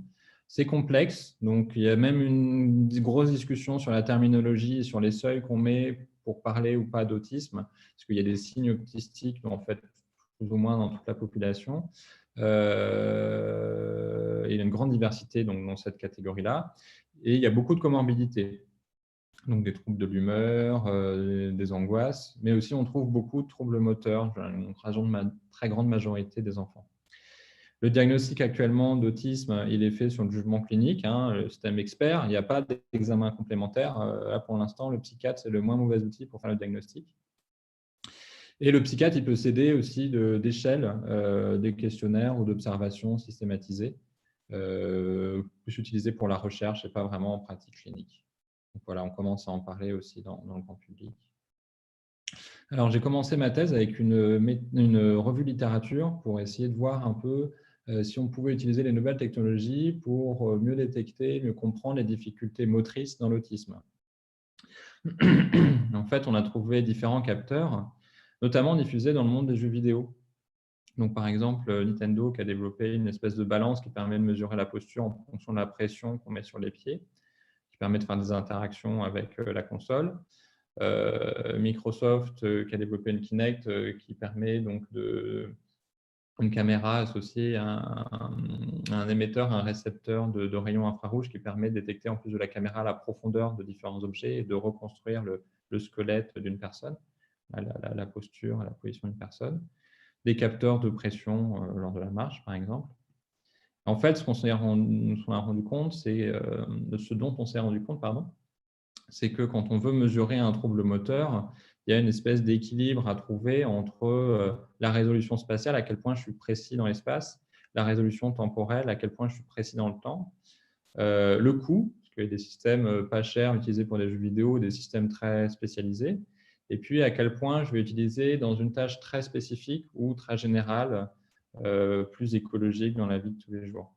Donc, voilà, différents capteurs. Voilà. Et moi, je vais vous parler surtout des tablettes pour écrire, donc des tablettes qu'on peut brancher à l'ordinateur, à un portable, des caméras qu'on peut utiliser pour mesurer des émotions ou de la posture. Et puis, enfin, on terminera avec des tablettes qui sont individuelles, comme des iPads, des tablettes Android qui n'ont pas besoin d'ordinateur, qui sont beaucoup plus simples à utiliser. J'ai beaucoup aimé la présentation d'avant parce qu'en fait, un des gros problèmes qu'on a vu lors de cette revue de littérature, c'est qu'il y a différents… Une fois qu'on a les capteurs, après, il faut essayer de comprendre les données, interpréter les données, classifier et peut-être même aider le psychiatre à la décision en disant, voilà, les enfants avec autisme, ils ont plus de difficultés motrices que les autres. Et puis, les enfants, d'après ces difficultés motrices, peut même te dire que moi, il y a une probabilité de 80% en tant qu'algorithme que cet enfant il soit autiste. Et puis moi, en regardant un peu les informations de l'algorithme et en combinant avec mon jugement clinique, peut-être que je peux avoir une décision clinique plus fiable. Une espèce de partenariat entre l'algorithme et puis l'humain. Le problème, c'est qu'il y a des algorithmes qui sont incapables d'expliquer vraiment pourquoi ils ont pris cette décision et on n'arrive pas à comprendre, l'interprétabilité est très mauvaise. Donc voilà, il y a différents algorithmes, de la ligne simple entre deux points, les méthodes de régression linéaire, la méthode des voisins, on va en parler, les clusters K-mean, des arbres décisionnels. Donc par exemple, si vous n'êtes pas soignant et si vous n'avez pas besoin d'acheter votre pain, vous restez chez vous. Ça, c'est un arbre décisionnel. Machine à vecteur de support. Et puis après, des choses un peu plus compliquées qui sont très, très puissantes, mais qu'on a du mal à interpréter, ce dont parlait Salvo, les réseaux neuronaux, le deep learning et les réseaux convolutionnels. Donc, c'est très puissant, mais on ne sait pas, par exemple, comment ils classifient des chats et des chiens. Ils sont incapables d'expliquer, de développer des concepts à partir de ce qu'ils font. Donc, en fait, les psychiatres, ils ont besoin de nouvelles métriques pour évaluer les difficultés. Et puis, si on mesure mieux, après, on peut essayer de nouveaux traitements et puis évaluer la progression de nos patients. Donc, c'est un champ qui s'appelle le phénotypage digital. Alors, de manière plus précise, on va se centrer sur l'écriture maintenant et comment on pourrait utiliser les nouvelles technologies pour mesurer les difficultés d'écriture. Alors, en fait, au niveau des difficultés d'écriture, on trouve à peu près 5% des enfants scolarisés. Excusez-moi, il y a une petite faute. Et quand on regarde sur nos manuels, le CIM ou la DSM, donc catégoriel, il n'y a pas de trouble de dysgraphie, comme si ça n'existait pas. Par contre, on trouve bien des difficultés motrices et du graphisme chez les enfants qui ont un trouble d'acquisition de la coordination, dans l'autisme, mais aussi dans la dyslexie, des enfants qui ont du mal à apprendre, excusez-moi.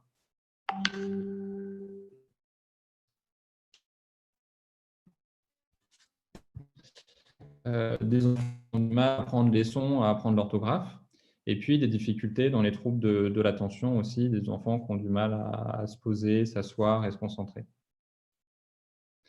Alors, on peut avoir cette approche catégorielle dans les troubles de l'écriture. Donc, par exemple, c'est un clinicien qui a proposé, en fonction des profils cliniques, 3 types de dysgraphie, avec finalement, en reprenant les classifications de dysgraphie liées à des problèmes pour comprendre les sons, des dysgraphies liées à une maladresse motrice, une dysgraphie liée à des difficultés de comprendre l'espace et de s'orienter dans l'espace. Donc voilà, ça c'est l'approche catégorielle. On récupère des symptômes et on fait des catégories. Il y a une autre approche qui s'oppose un peu à celle-là, qui est l'approche dimensionnelle, donc par exemple qui est représentée par un courant qui est plutôt à la mode dans le côté recherche qu'on n'utilise pas en tant que clinicien, qui s'appelle le RDoC. Donc on va regarder les symptômes dans une dimension et puis finalement indépendamment du diagnostic. Donc par exemple, je peux avoir des difficultés motrices, je peux avoir des difficultés de planification, que je sois déprimé, autiste, trouble d'acquisition de la coordination, phobique. Et c'est plus intéressant de regarder cette dimension-là plutôt que de regarder mon diagnostic et faire de la recherche uniquement sur le diagnostic. Et nous, c'est vraiment notre approche qu'on a. On a regardé l'écriture indépendamment du diagnostic, parce qu'on trouve des problèmes d'écriture dans différentes catégories. Et d'ailleurs, la multicatégorie, en plus, c'est la règle. C'est-à-dire que les enfants, ils ne sont jamais que dans une seule catégorie. Donc, le test de référence qu'on a actuellement, c'est le BHK. On demande à un enfant de recopier un texte pendant 5 minutes. Puis après, on met un clinicien qui l'évalue en fonction de différents critères sur la taille de l'écriture, l'écriture qui est tordue, qui est écrasée, et ainsi de suite. Donc ça, on part de là, de BHK qu'on fait sur papier.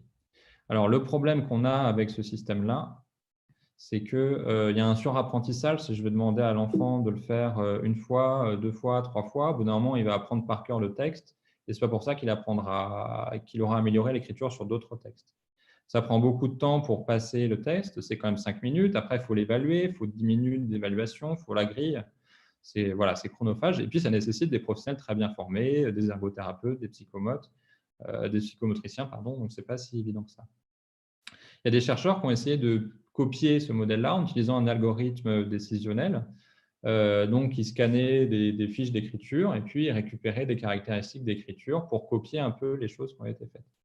Le problème, c'est qu'on n'a pas accès à des métriques cachées, donc c'est un peu dommage, alors qu'on a des nouvelles tablettes électroniques qui permettent d'accéder à des choses qu'on ne voyait pas avant.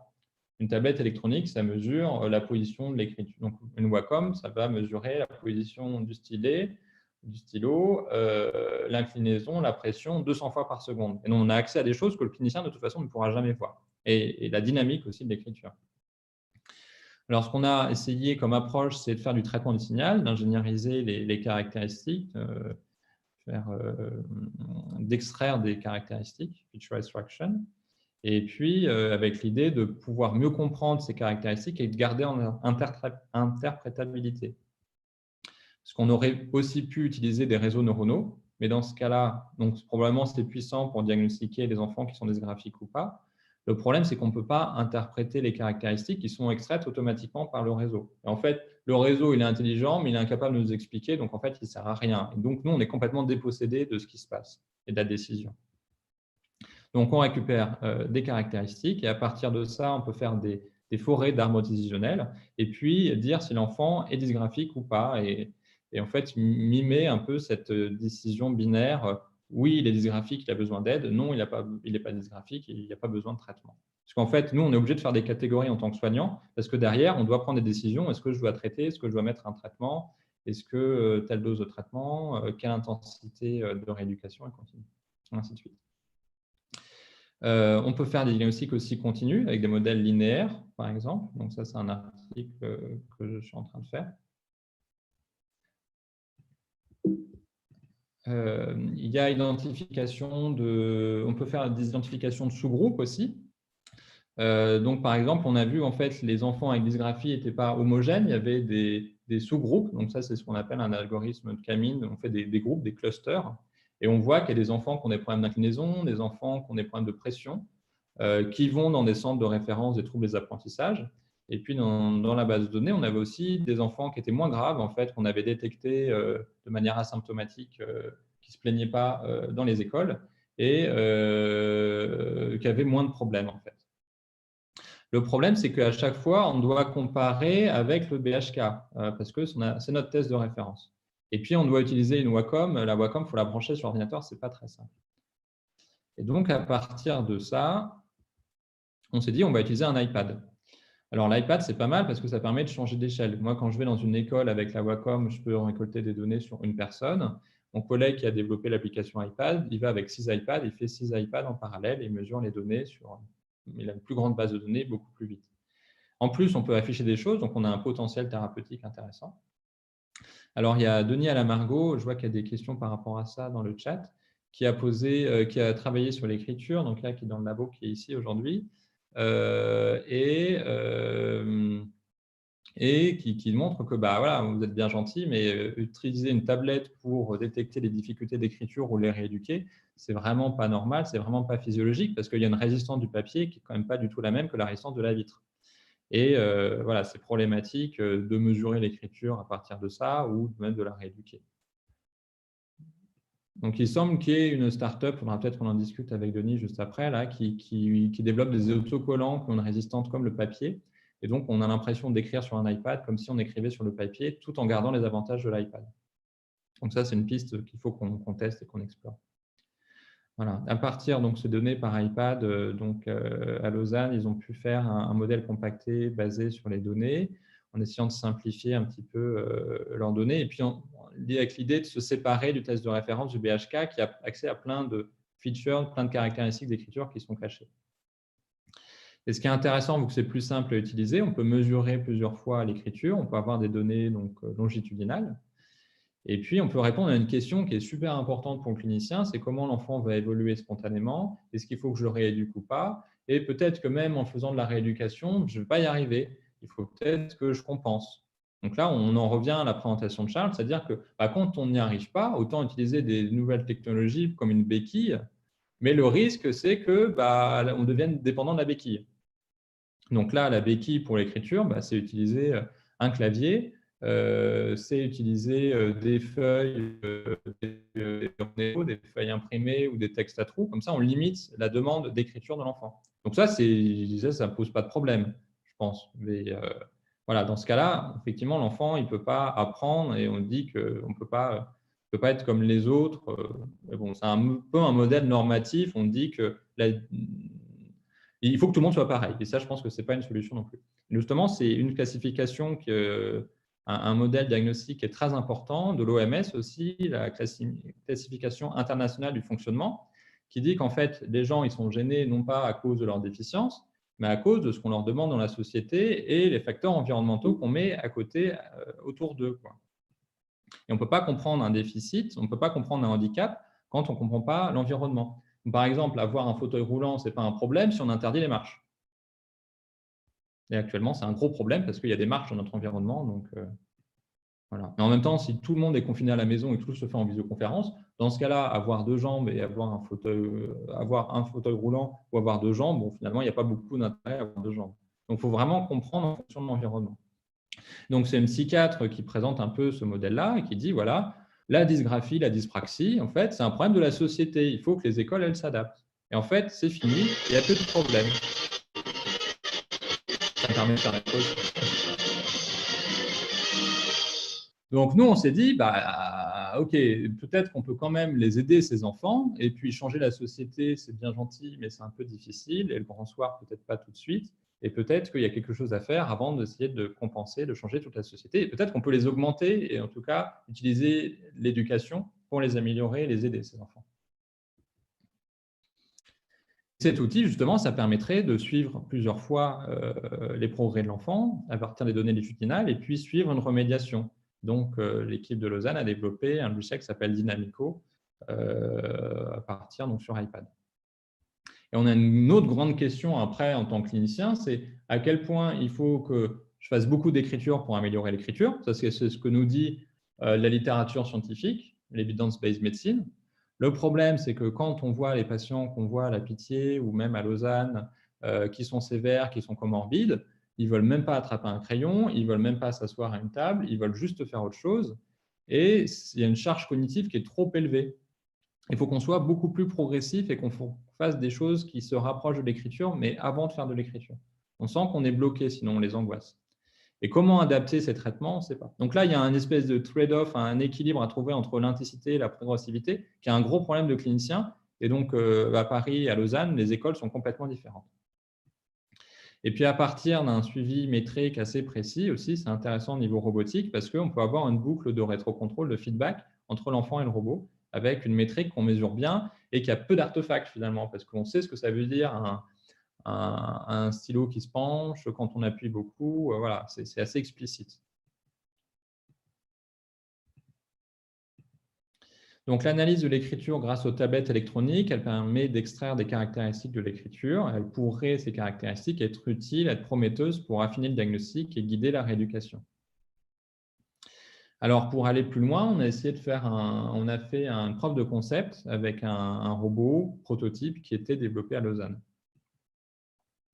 Alors, l'idée sur un robot NAO, justement, ce n'est pas un robot qui est en position de supériorité et qui va remplacer les fonctions cognitives de l'enfant. C'est plus un robot qui va aider à stimuler les fonctions cognitives de l'enfant parce qu'il a besoin d'aide. Et en fait, on demande à l'enfant d'aider le robot et en aidant le robot, l'enfant s'aide lui-même. Donc, le robot écrit mal et l'idée, c'est que l'enfant améliore l'écriture du robot grâce à des exemples. Et donc, c'était juste un prototype qui a été utilisé dans des paradigmes assez courts de recherche. Donc, nous, on voulait l'utiliser au long cours dans un contexte clinique pour voir si c'était quelque chose de délirant chez les roboticiens ou si ça pouvait vraiment avoir un intérêt clinique. Donc, on a pris un enfant, un garçon de 10 ans. L'accouchement avait été difficile, il était prématuré. Il y avait une évaluation au niveau du score de l'autisme qui était inférieur au seuil, donc il n'était pas autiste. On a fait une évaluation de l'attention. Il avait un trouble de déficit de l'attention avec hyperactivité. Et donc, on l'a traité par un médicament qu'on appelle le méthylphénidate. Il avait une dyslexie très sévère. Donc, il ne comprenait pas les sons. Il faisait des fautes, 5 fautes par mot. Donc, il avait un suivi orthophonique assez lourd. Et puis, il avait un trouble de déficit de la coordination et une dysgraphie, difficulté à écrire, et donc avec une rééducation en psychomotricité assez importante. Malgré tout ça, ou avant tout ça, le temps que ça se mette en place, il redouble son CP avec donc, un handicap qui est important, quoi. Et puis en décalage avec ses copains. Quand on fait l'évaluation à 8 ans de son écriture, on lui demande d'écrire en script le BHK, je le rappelle, et là, il écrit en majuscule, c'est complètement désorganisé, et donc on ne peut même pas le coter. C'est au-delà du mauvais, ce n'est pas cotable.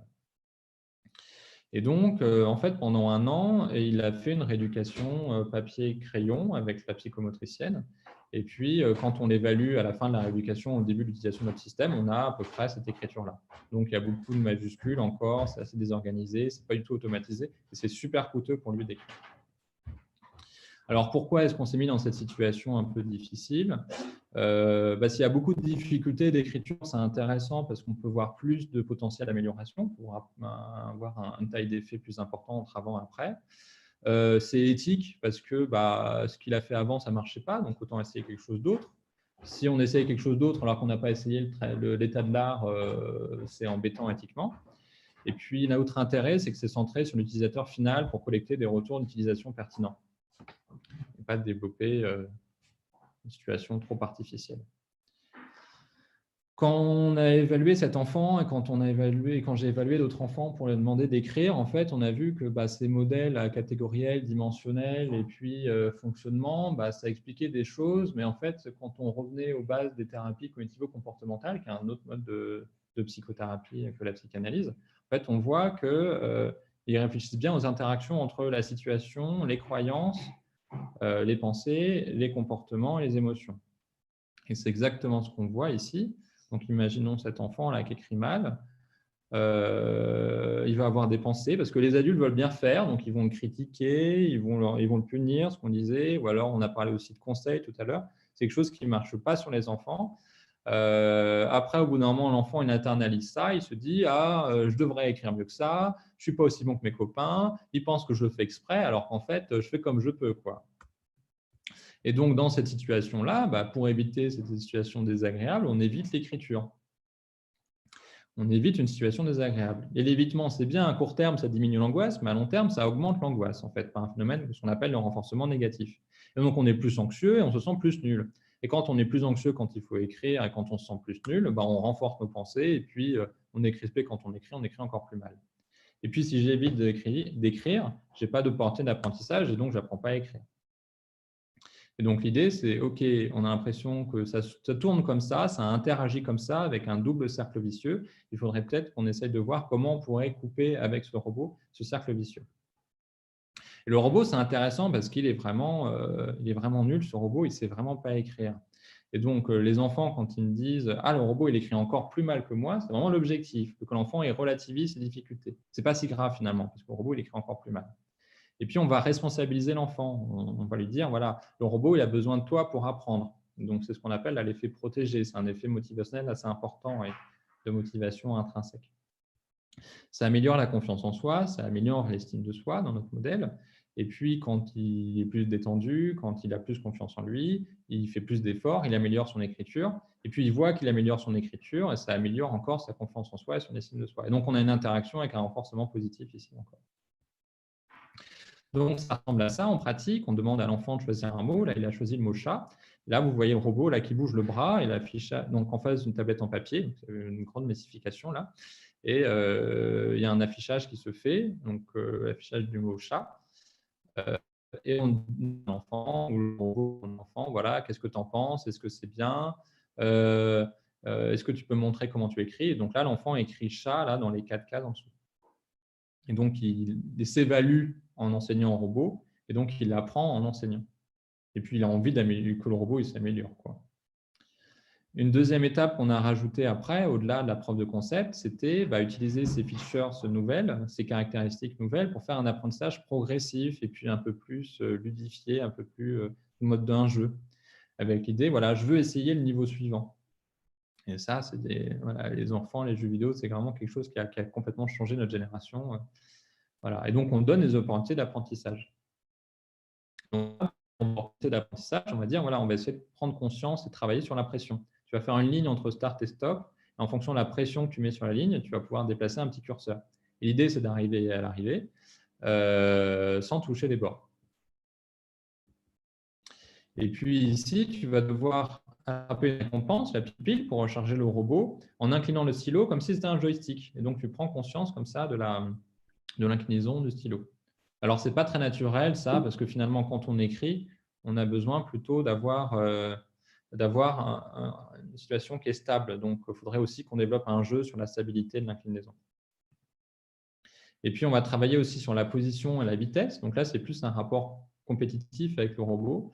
L'enfant choisit une lettre, et puis la lettre s'affiche dans un trajet, et puis on lui demande d'aller plus vite que le robot. Là, le problème, c'est que parfois, il veut aller trop vite, surtout que c'est un enfant, je vous rappelle, qui a un trouble de l'attention, donc il est un peu impulsif, il veut aller trop vite. Et notamment, quand on n'avait pas le feedback visuel que vous voyez avec un rond vert qui devient rouge quand l'enfant le sort, l'enfant voulait vraiment aller trop vite. Et donc, on a dû rajouter des feedbacks visuels et puis après sonores pour empêcher cette impulsivité et pour prendre conscience à l'enfant, de lui donner des retours sur son erreur. Donc, il prend conscience de ses difficultés et limiter l'impulsivité. Une fois que l'enfant il a appris là, ses apprentissages moteurs de base, ses briques de base, pression, inclinaison, position et les lettres une par une, avec le co-writer, on peut ensuite se débarrasser un peu du robot et travailler plus avec le thérapeute sur comment on coordonne les lettres ensemble et comment on essaie de prendre conscience de comment on lit les lettres et comment éviter de faire des pauses et des levées de stylo. Parce que écrire, c'est coordonner, l'enchaîner les lettres ensemble.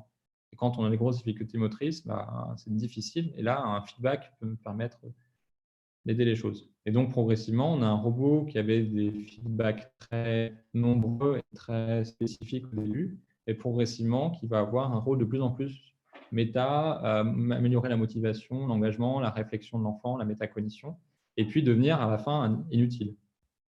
Le but, c'est que l'enfant il puisse écrire sur un papier comme tout le monde.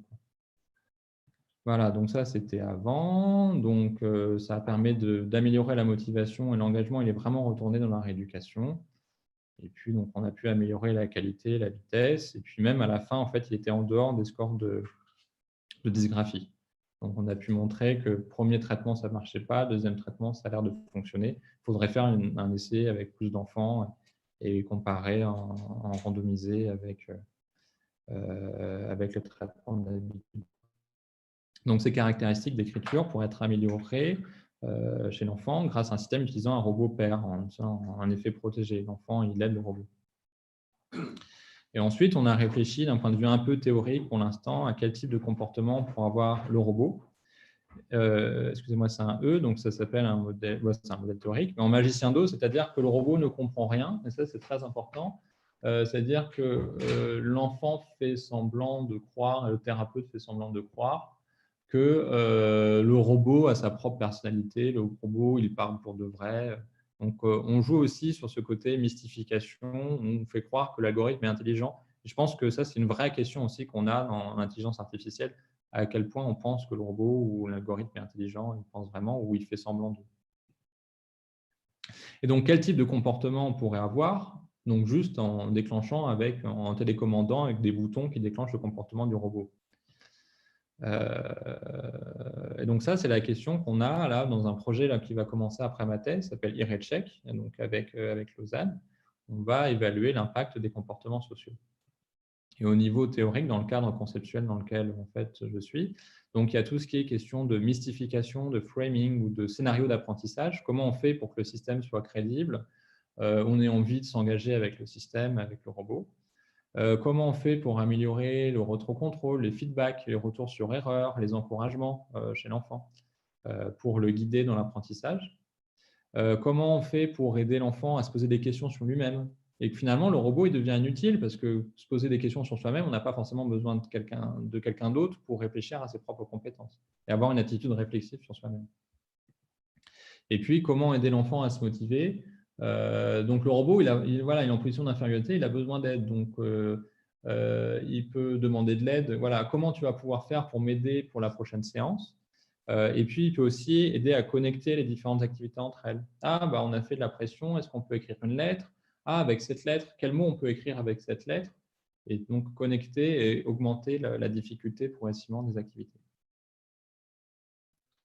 Voilà, donc ce qui est intéressant, je trouve aussi, ce système, en fait, il est très, très bête, il est très contraignant, donc nous, ça ne nous facilite vraiment pas la vie en tant que psychiatre ou psychothérapeute, mais ça nous oblige à penser qu'est-ce qu'on fait, pourquoi on le fait, opérationnaliser, quels sont les sous-bassements théoriques, c'est des questions qu'on a du mal à se poser. On a tendance à éviter actuellement en psychiatrie l'aspect psychologique, même cognitif, en se disant que les gènes vont tout expliquer et les médicaments vont tout expliquer. Et je pense que c'est vraiment dommage. Mais là, ce système, ça nous oblige à nous poser des questions. Et puis, après, de mieux tester en pratique ces principes de manière plus écologique et puis rigoureuse. Parce que un robot, ça enregistre exactement ce qu'il fait et c'est très opératoire par définition. Donc, on sait quand il va faire une relance, on sait quand il va poser une question, quel type de question il va poser. Voilà. Et donc, l'idée aussi, à terme, ce serait d'ajouter des mesures de l'estime de soi. Donc, par exemple, une webcam en face du robot peut mesurer les réponses émotionnelles de l'enfant. Et puis, on peut utiliser aussi là, les métriques d'automatisation du geste pour voir si on diminue la charge cognitive chez l'enfant.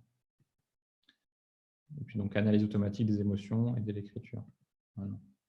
Voilà, donc j'ai pas mal externalisé tout ça parce que c'est compliqué pour un psychiatre. Donc, merci à tous les collaborateurs de la Pitié-Salpêtrière, au laboratoire de robotique de l'ISIR, à l'EPFL, à Lausanne, donc avec des doctorants qui ont travaillé sur l'écriture et sur la possibilité de mesurer les émotions.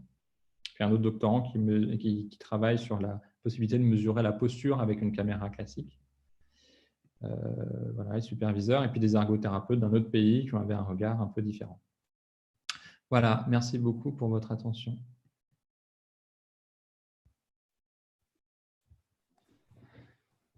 Super. Merci pour la présentation.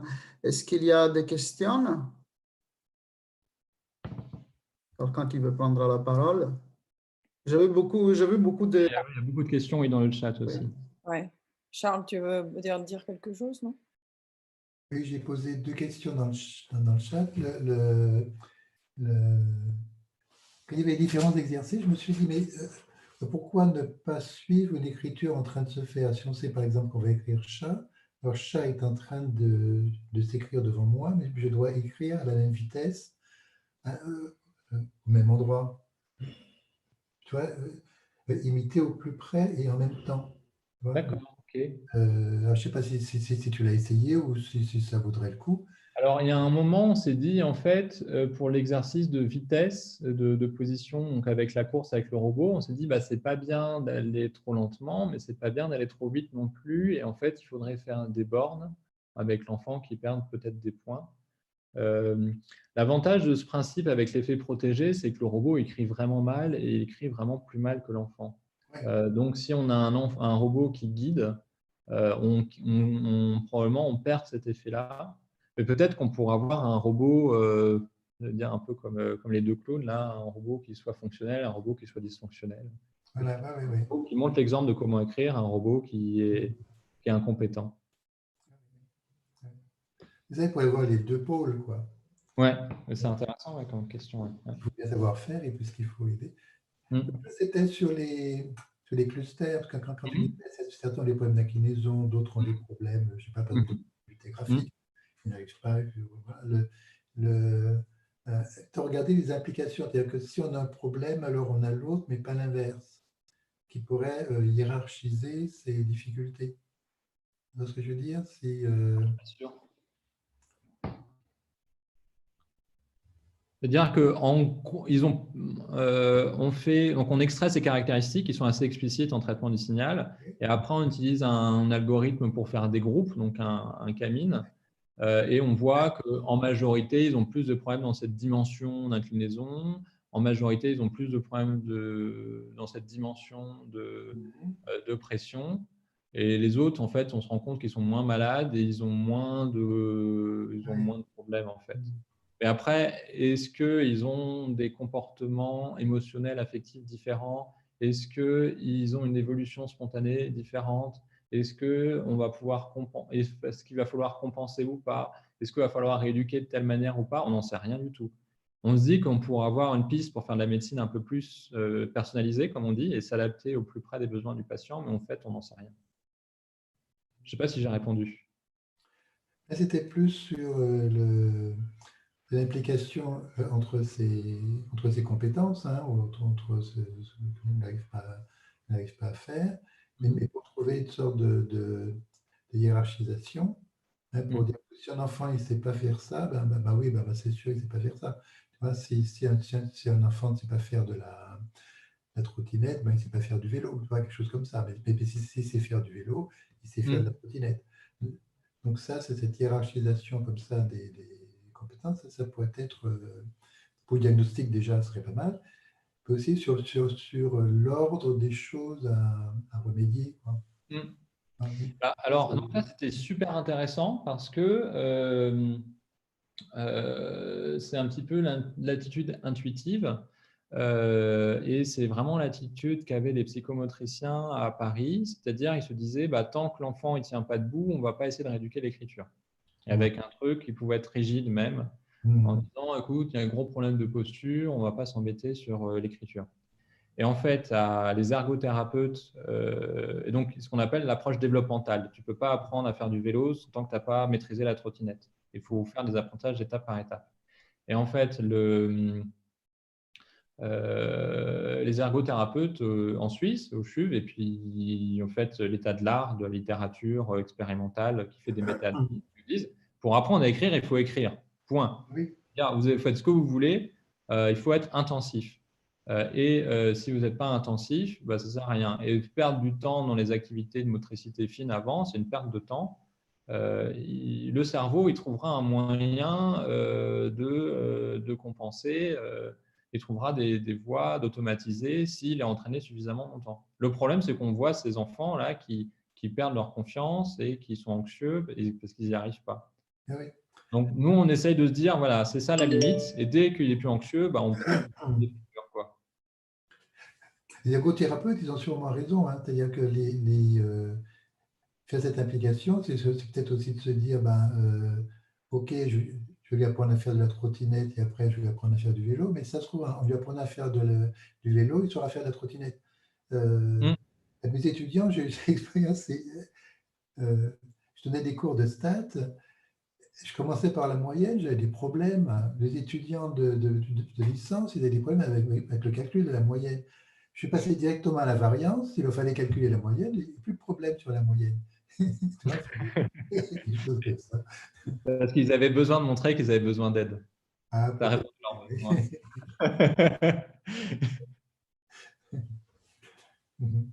Voilà, c'est bon pour mes questions. Et sinon, bravo, là, parce qu'on voit bien l'évolution du gamin, là, et c'est super. Ouais. Donc, on est, comme beaucoup de médecins en ce moment, on veut aller trop vite, donc il faut faire plus de patients et faire des études plus rigoureuses, mais voilà. On va pouvoir le faire. La possibilité.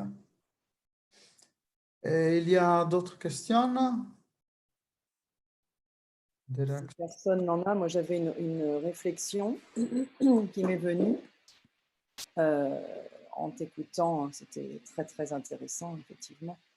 Et des résultats qui sont remarquables. Donc tu dis, bon, bien sûr, le but est de se débarrasser du robot à la fin. Et Oui. là, je me suis dit, mais si la séparation avec le robot posait problème? Probablement, ça va poser problème. Ça s'appelle les théories d'attachement. Oui, oui. Bon, on n'a aucune idée de ce que c'est que l'attachement avec un robot, parce que les roboticiens, ils font des interactions, parce qu'ils sont formatés sur le mode statistique, ils ont besoin de données, et donc ils prennent 20 enfants, et ils font des interactions de 5 minutes, et puis après, ils ont l'impression qu'ils font de la robotique sociale. J'exagère, je provoque ça le Non, mot, mais là. en réalité, c'est une vraie question. La question de l'interaction à long terme, qu'est-ce qu'il se passe? Comment on fait la gardère et qu'est-ce qui se passe après? Effectivement, ce sont toutes des questions ouvertes parce qu'on travaille avec des systèmes qui sont vraiment complexes et qui ne marchent pas. Et c'est très difficile de réussir à automatiser tout pour mettre en place des protocoles qui suivent, par exemple, des enfants dans plusieurs mois. Il y a quelqu'un qui a travaillé, par exemple, dans des écoles pour des mois. Il y a des études de certains amis japonais qui ont fait ça, mais effectivement, c'est très compliqué. C'est très compliqué. Mais On joue un peu l'idée du séparation avec l'éducateur, avec le parent, quoi. C'est aussi quelque chose qui est très compliqué entre deux humains. On s'attache à ces figures d'attachement, à ses parents, et puis au bout d'un moment, il faut qu'on fasse sa vie. Chez certains, c'est fait, chez certains, c'est pas fait. C'est très compliqué.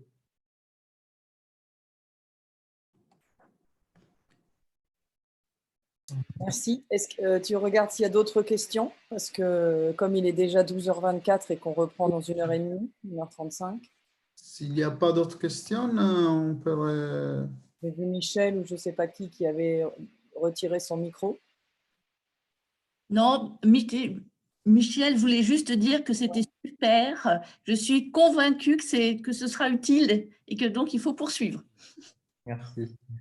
Et on vient de recevoir un financement NR pour continuer cette démarche. On continuera à travailler dans les prochains 3 ans avec les PFL, donc on verra un peu qu'est-ce que ça va donner. Surtout avec beaucoup plus d'enfants, on espère.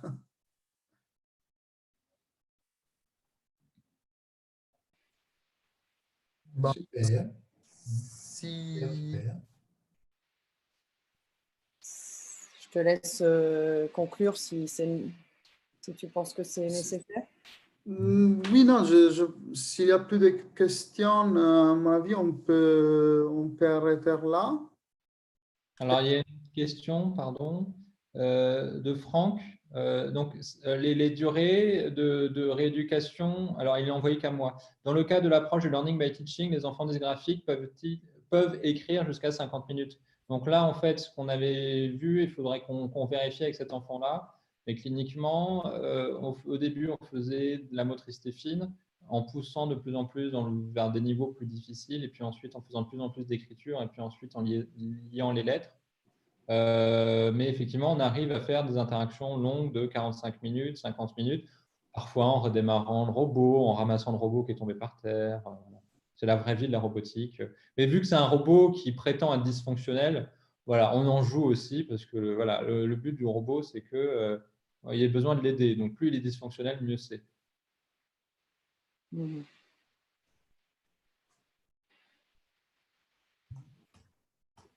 J'ai répondu, Franck?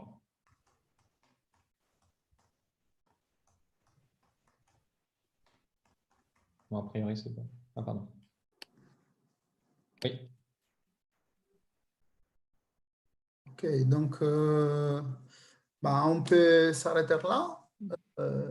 Je vous remercie à tout le monde. On était en ce moment, on était S'il y a une imprimante, et 6-10 participants sur YouTube.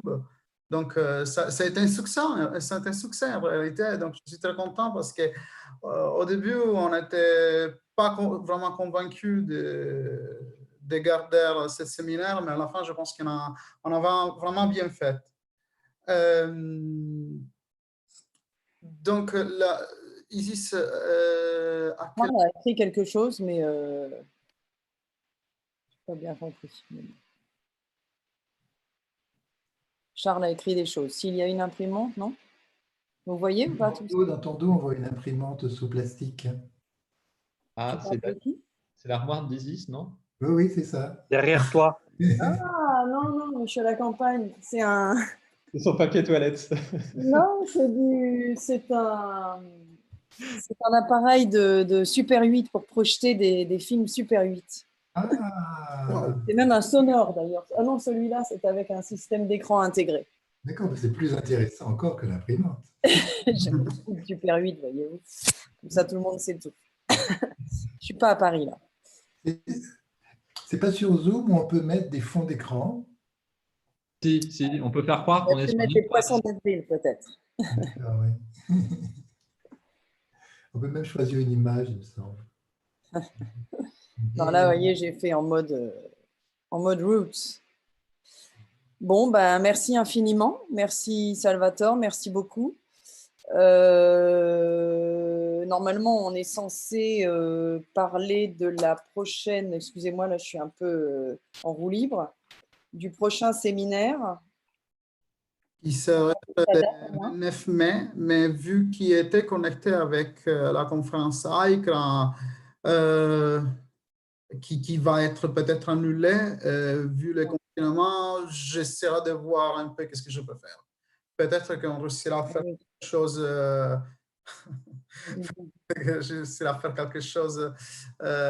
aussi via Visioconf, ou sinon, bah, on verra un peu au fur et à mesure.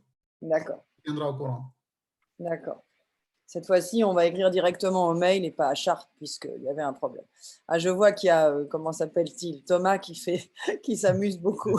C'est pas d'écran vert, donc ça marche pas bien. Pas mal. Bon, un grand merci, donc, vraiment. Du coup, bah, on se retrouve dès que possible, comme on vient de le dire. Là, par rapport au conseil de laboratoire, on va donc se retrouver à 14 h, donc c'est dans 1h30 maintenant. Concrètement, Salvatore, donc, est-ce que tu gardes cette connexion? Comment tu... Ah, je vais penser de garder ces connexions, mais en réalité, je vous ai envoyé un nouveau lien. Je pensais que c'était mieux parce que... D'accord, oui, tu as bien fait. OK. Okay. Charles ne respecte pas le confinement, comme vous pouvez le voir. Je ne sais pas bien où il est, je ne vois pas très bien. Shanghai. Shanghai. Bon, un grand merci à tous et prenez soin de vous, comme on dit en ce moment. Merci beaucoup. À bientôt. Merci à tout le monde. Merci.